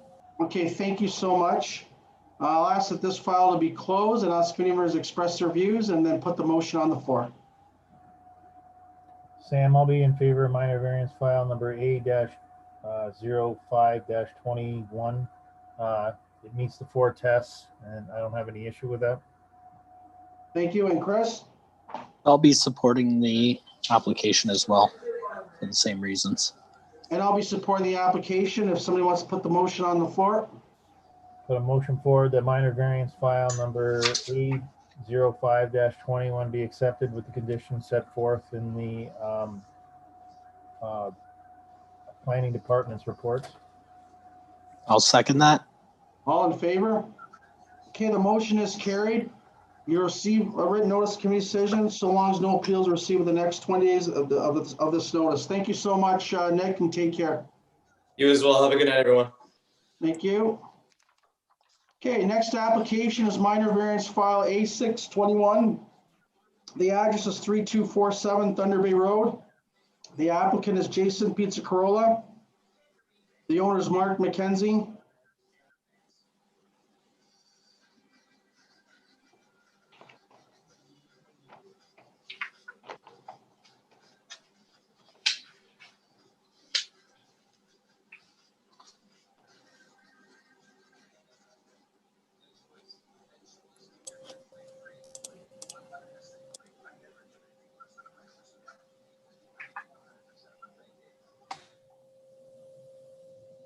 He should be coming in shortly.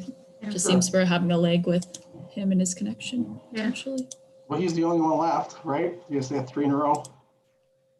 Oh, there's a couple of We have one more after that. Oh, that's right. Yep.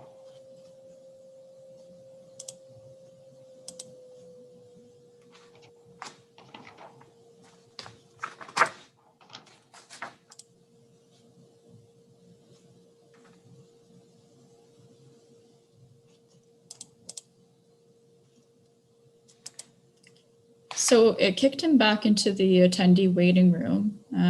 It says I can allow him to talk, so I'll see if that will work. Okay. Oh, he's coming in now.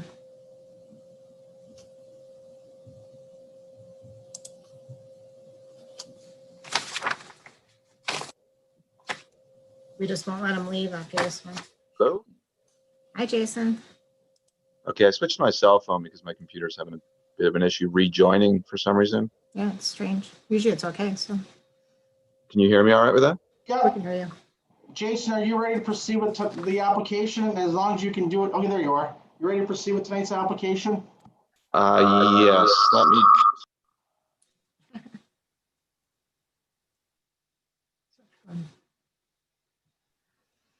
Not yet.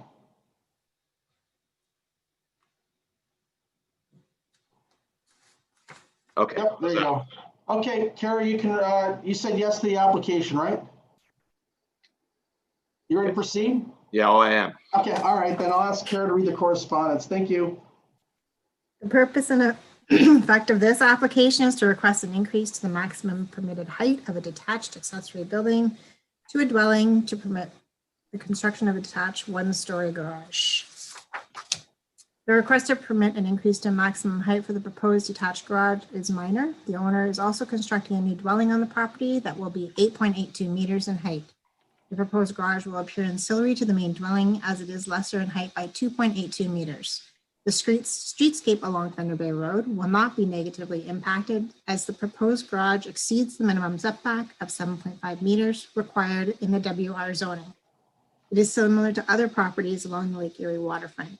The increase in height is also mitigated by increased side yard setbacks of 3 meters to the western side and 16.83 meters on the eastern side.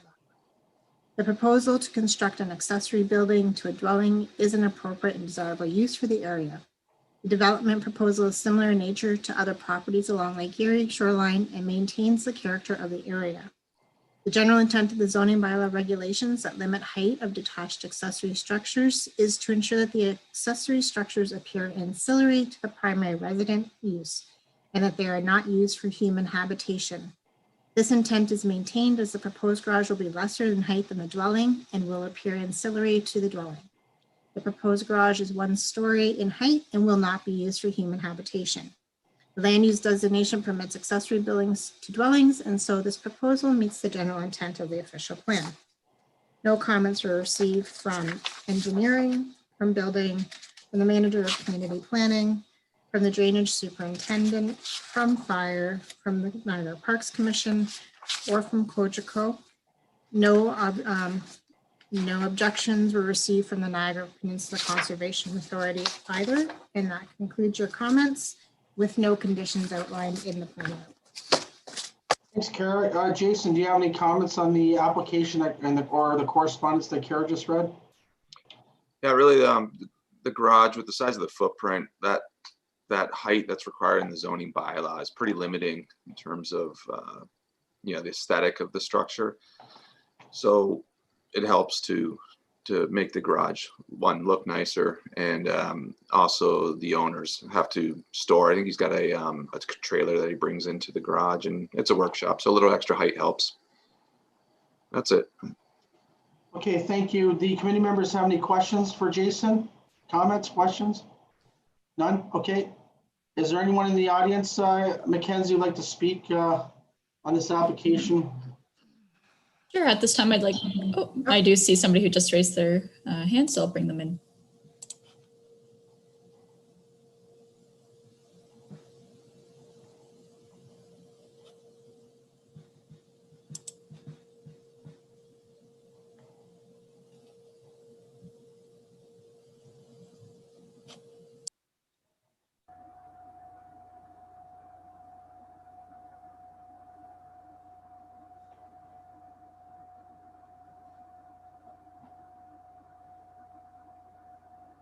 Hello? Hello, are you able to hear me all right? Yes. Can you please state your name and the address and the proximity of where your residence is to this application? Yes, my name is Sherry Rustin and my partner Arnie Runge is here online as well. And we are 3 properties to the east of the property in question tonight. Okay, and can you can go on with your presentation? Thank you. Actually, I just wanted to say that our questions were actually answered by Jason through his presentation, and we just wanted to let you know that we are now in support of the application. Okay, thank you. And what's the address again? Sorry? It's 3217 Thunder Bay Road. Thunder Bay Road, 3217. Okay, thank you. So you're in support of the application? We are. Okay. Thank you so much. No problem. Is there anybody else in the audience, Mackenzie? Is it just the... Oh, we do have one call-in user, so I'll just ask that if they would like to speak to this application, that they can press *9. I'll just give them a moment.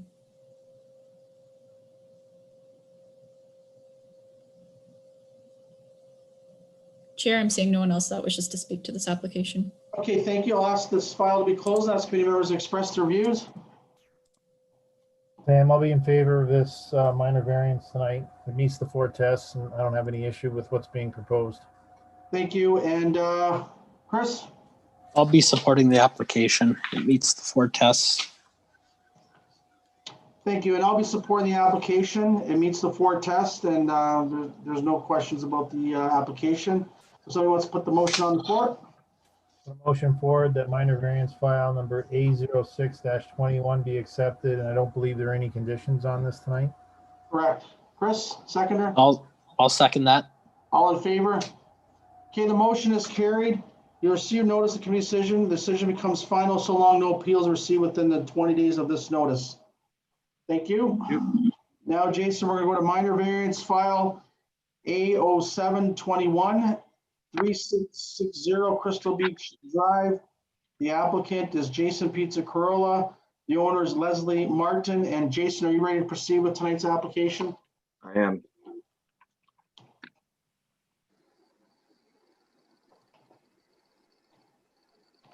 The purpose and effect of this application is to request a reduction in the interior side yard setback and rear yard setback and an increase in lot coverage to allow the construction of building additions proposed at the rear and side of the existing 1-story dwelling. The applicant is also requesting to recognize the reduced front yard setback for the existing dwelling. The general intent of the interior side yard regulation is to mitigate the massing impacts on existing abutting dwellings resulting from new development. The zoning bylaw requires an interior side yard setback of 1.5 meters. The applicant is proposing an interior side yard setback of 1 meter for a small mudroom addition. A variance of 0.5 meters is requested. The reduced interior side yard will have no adverse impact on the abutting dwelling to the east, as the common easterly lot line abuts a driveway and an adequate separation exists between the driveway and the abutting easterly dwelling. The zoning bylaw requires a rear yard setback of 10 meters, whereas the proposed building addition will provide a rear yard setback of 6 meters. A variance of 4 meters is requested. The requested variance is minor in nature, as a rear yard setback of 6 meters will provide sufficient amenity area for the occupants of the dwelling and will also provide adequate separation between the dwelling on the subject property and the existing dwelling on the abutting northerly property. The variance is only for a portion of the proposed dwelling. The general intent of the front yard setback is to ensure a uniform streetscape is maintained along Crystal Beach Drive and adequate space is provided on the property to accommodate parking of vehicles. The zoning bylaw requires a front yard setback of 7.5 meters. However, a setback of 7 meters exists. A variance of 0.5 meters is minor in nature, as it will have no perceivable impact on the streetscape, and there is adequate space available on site to accommodate parking for vehicles. The proposal to increase the maximum lot coverage to 32% is minor in nature. The increased lot coverage will not result in undue massing impacts to the neighboring parcels as the existing dwelling and 1-story height.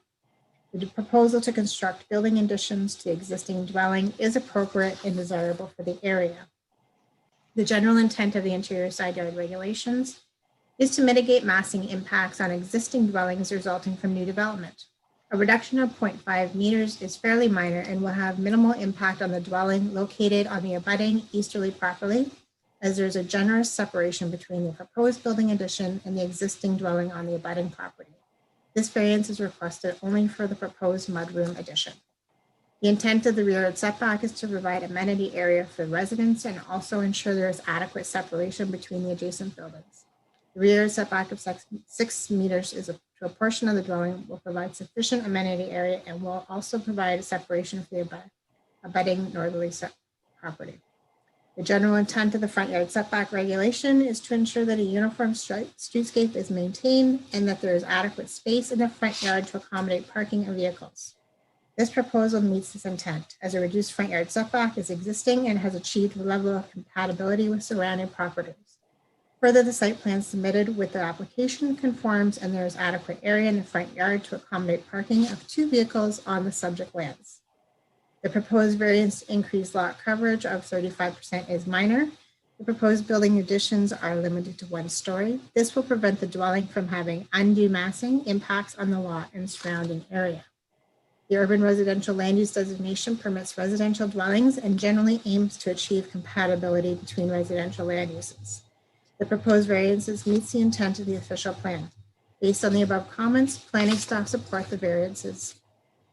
No comments received from engineering, from the building department, from the manager of community planning, from fire, from the drainage superintendent, from Niagara Parks, from Cogeco, and that would conclude all your comments on the report with no conditions outlined.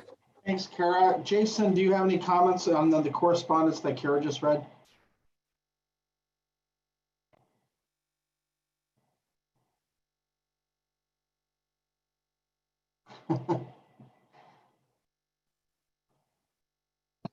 I Sorry. can't lip read. I can't lip read. Sorry, go ahead. Yeah, sorry about that. Yeah, really, the owners just wanted to add a master bedroom suite to the house. Still a lot of backyard, still extra setback on the side. So really all fairly minor in nature. So Okay, thank you. Planning staff.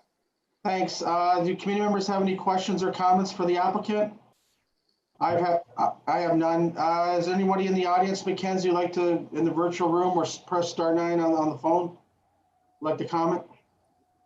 Sure. I'd like to invite anybody in the virtual waiting room to indicate to us that they'd like to speak. So I'll just give a moment for that.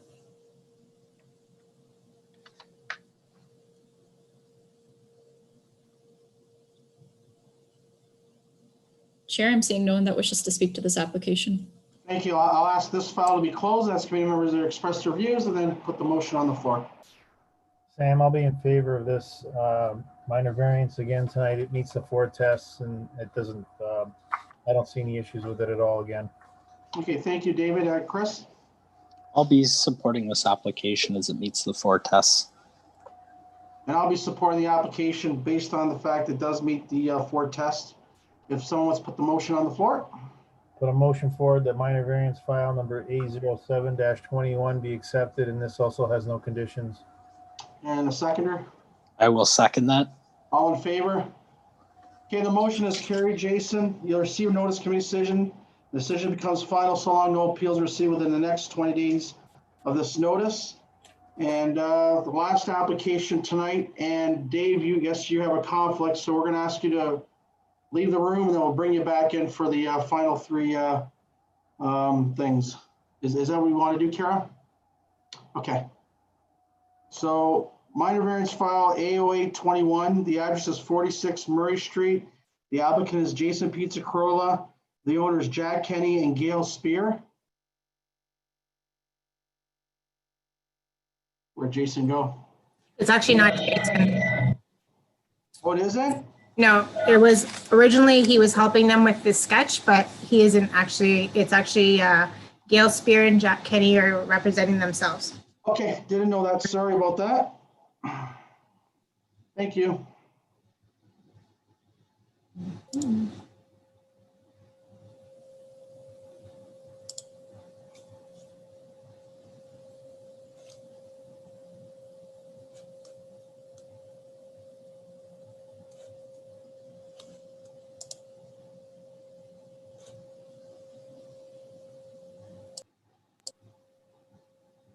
I do see the calling user raising their hands, so Okay. I'm wondering if that's their audio perhaps, so I'll allow them to speak.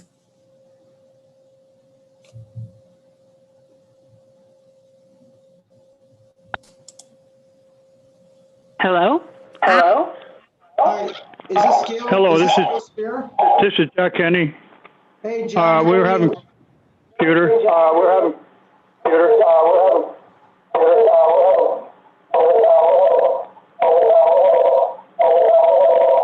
So Can you mute the computer? So it appears that you're too close to the computer to be with your phone. So it's doing feedback between each other. That's why we have that weird echoey kind of noise. So the computer's not working. Katie's computer's not working. Katie? Okay, so maybe we'll get Katie to turn off her computer and just have Jack talk on the phone. Yes, we're going to try that. Can you hear us? Yes. That's perfect. Okay. Whatever you've done, that's perfect. So the only thing I have to legally ask is, are you ready to proceed with tonight's application? Yes, we are. Okay, I'll ask Kara to read the correspondence. Thank you. Thank you. The purpose and effect of this application is to request an increase to the maximum floor area permitted for the accessory apartment with a proposed second-story addition to the existing single detached dwelling. The proposed variance to prevent the accessory building to occupy 46% of the total floor area of the dwelling is minor. The floor area of the principal residence is 16.03 square meters, larger than that of the accessory apartment. Thus, the accessory apartment will remain ancillary to the primary use. There are no anticipated impacts on surrounded uses as a result of this variance. The continued and expanded use of the property for residential purposes is considered desirable for the appropriate use and development of the subject property. The addition of the accessory apartment is desirable as it contributes to the providing a variety of housing choices in the South End neighborhood. The general intent of the zoning bylaws maximum floor area regulations for accessory apartments is to ensure that the apartment remains ancillary to the primary residence. The proposal meets this general intent. In this instance, the 91.47 square meters second story accessory apartment as proposed will remain ancillary to the main residential use. The ground floor of the dwelling is not being expanded to accommodate the proposed accessory apartment, and the applicant is proposing to utilize the entirety of the new second level for the use. The general intent of the official plan with respect to accessory apartments is to provide additional housing choices to the community, while also giving homeowners an opportunity to earn additional income to help offset the costs of home ownership. In general, the official plan also aims to achieve compatibility between different types of residential land uses. Additionally, the South End Secondary Plan seeks to provide a variety of housing choices that supports age-in-place opportunities for all ages. This proposal is consistent with the general intent of the official plan. Based on the above comments, planning staff support the requested variance. One of the first reports prepared by our new planning technician, Mackenzie Cece. No comments received from the engineering division, no comments from building, no comments received from the manager of community planning, from fire, from the drainage superintendent, from Niagara Parks Commission, or from Cogeco. And that concludes the comments received from staff and agencies with no conditions outlined. Thank you so much, Kara. Jack or Gail, do you have any questions or comments on the application or the correspondence that Kara just read? No, we don't. Okay, I have no questions. Chris, do you have any questions? I'll ask Mackenzie if she can go to the virtual room or *9 for the general public if they want to make any comments. Chair, there's no one left in the attendee waiting room at the moment that can speak to the application. Okay, and even the phone too, right? Yep, they were the call-in user. Yep. Okay, thank you. I'll ask that this file be closed, and Chris, so I'll be supporting. Yep. Yeah, I'll be supporting this this application. It meets all the tests and does create some much needed, desirable housing for Fort Erie. So I'll be supporting it tonight. Thanks. I'll be supporting the application also. So Chris, you want to put the motion on the floor? I'll second, and then we'll just go all. Certainly, I will put on the floor the motion to approve file number A08/21 for 46 Murray Street with all stated conditions. No conditions. There's no No conditions, right? There are no conditions on this, so. Okay, and I'll second it. All in favor? The motion is carried, Jack and Gail. You receive notice of committee decision. The decision becomes final so long as no appeals received within 20 days of this notice. Thank you for attending and have a good night. Thank you very much. Bye now. Thank you. I'll ask Mackenzie to bring Dave back into the meeting. Committee of Adjustment. He might have left. Yeah, he may have left. He wasn't in the waiting room, and then he tried to rejoin. We can still proceed. I think so. Okay. I asked for a motion from the committee to process the signing of the decision concur the majority of members electronically. Chris, you want to put the motion on? I'll make that motion. I'll put that motion on the floor. And I'll second that. So we're agreeing with that. Okay. Now I'll ask Chris if there's any corrections to the minutes of the December 10th, which were circulated to all the members. I didn't see any. Kara, did you see any corrections? I did So, not see any other. Did you want to put a motion that those minutes Oh. will rise? Yes, Chair, I'll motion that we'll approve the minutes from the previous meeting. There's no further correction. Minutes stand approved. Thank you. And the further business, the next meeting is going to be in February 18th. Is that correct? That's correct. Okay. And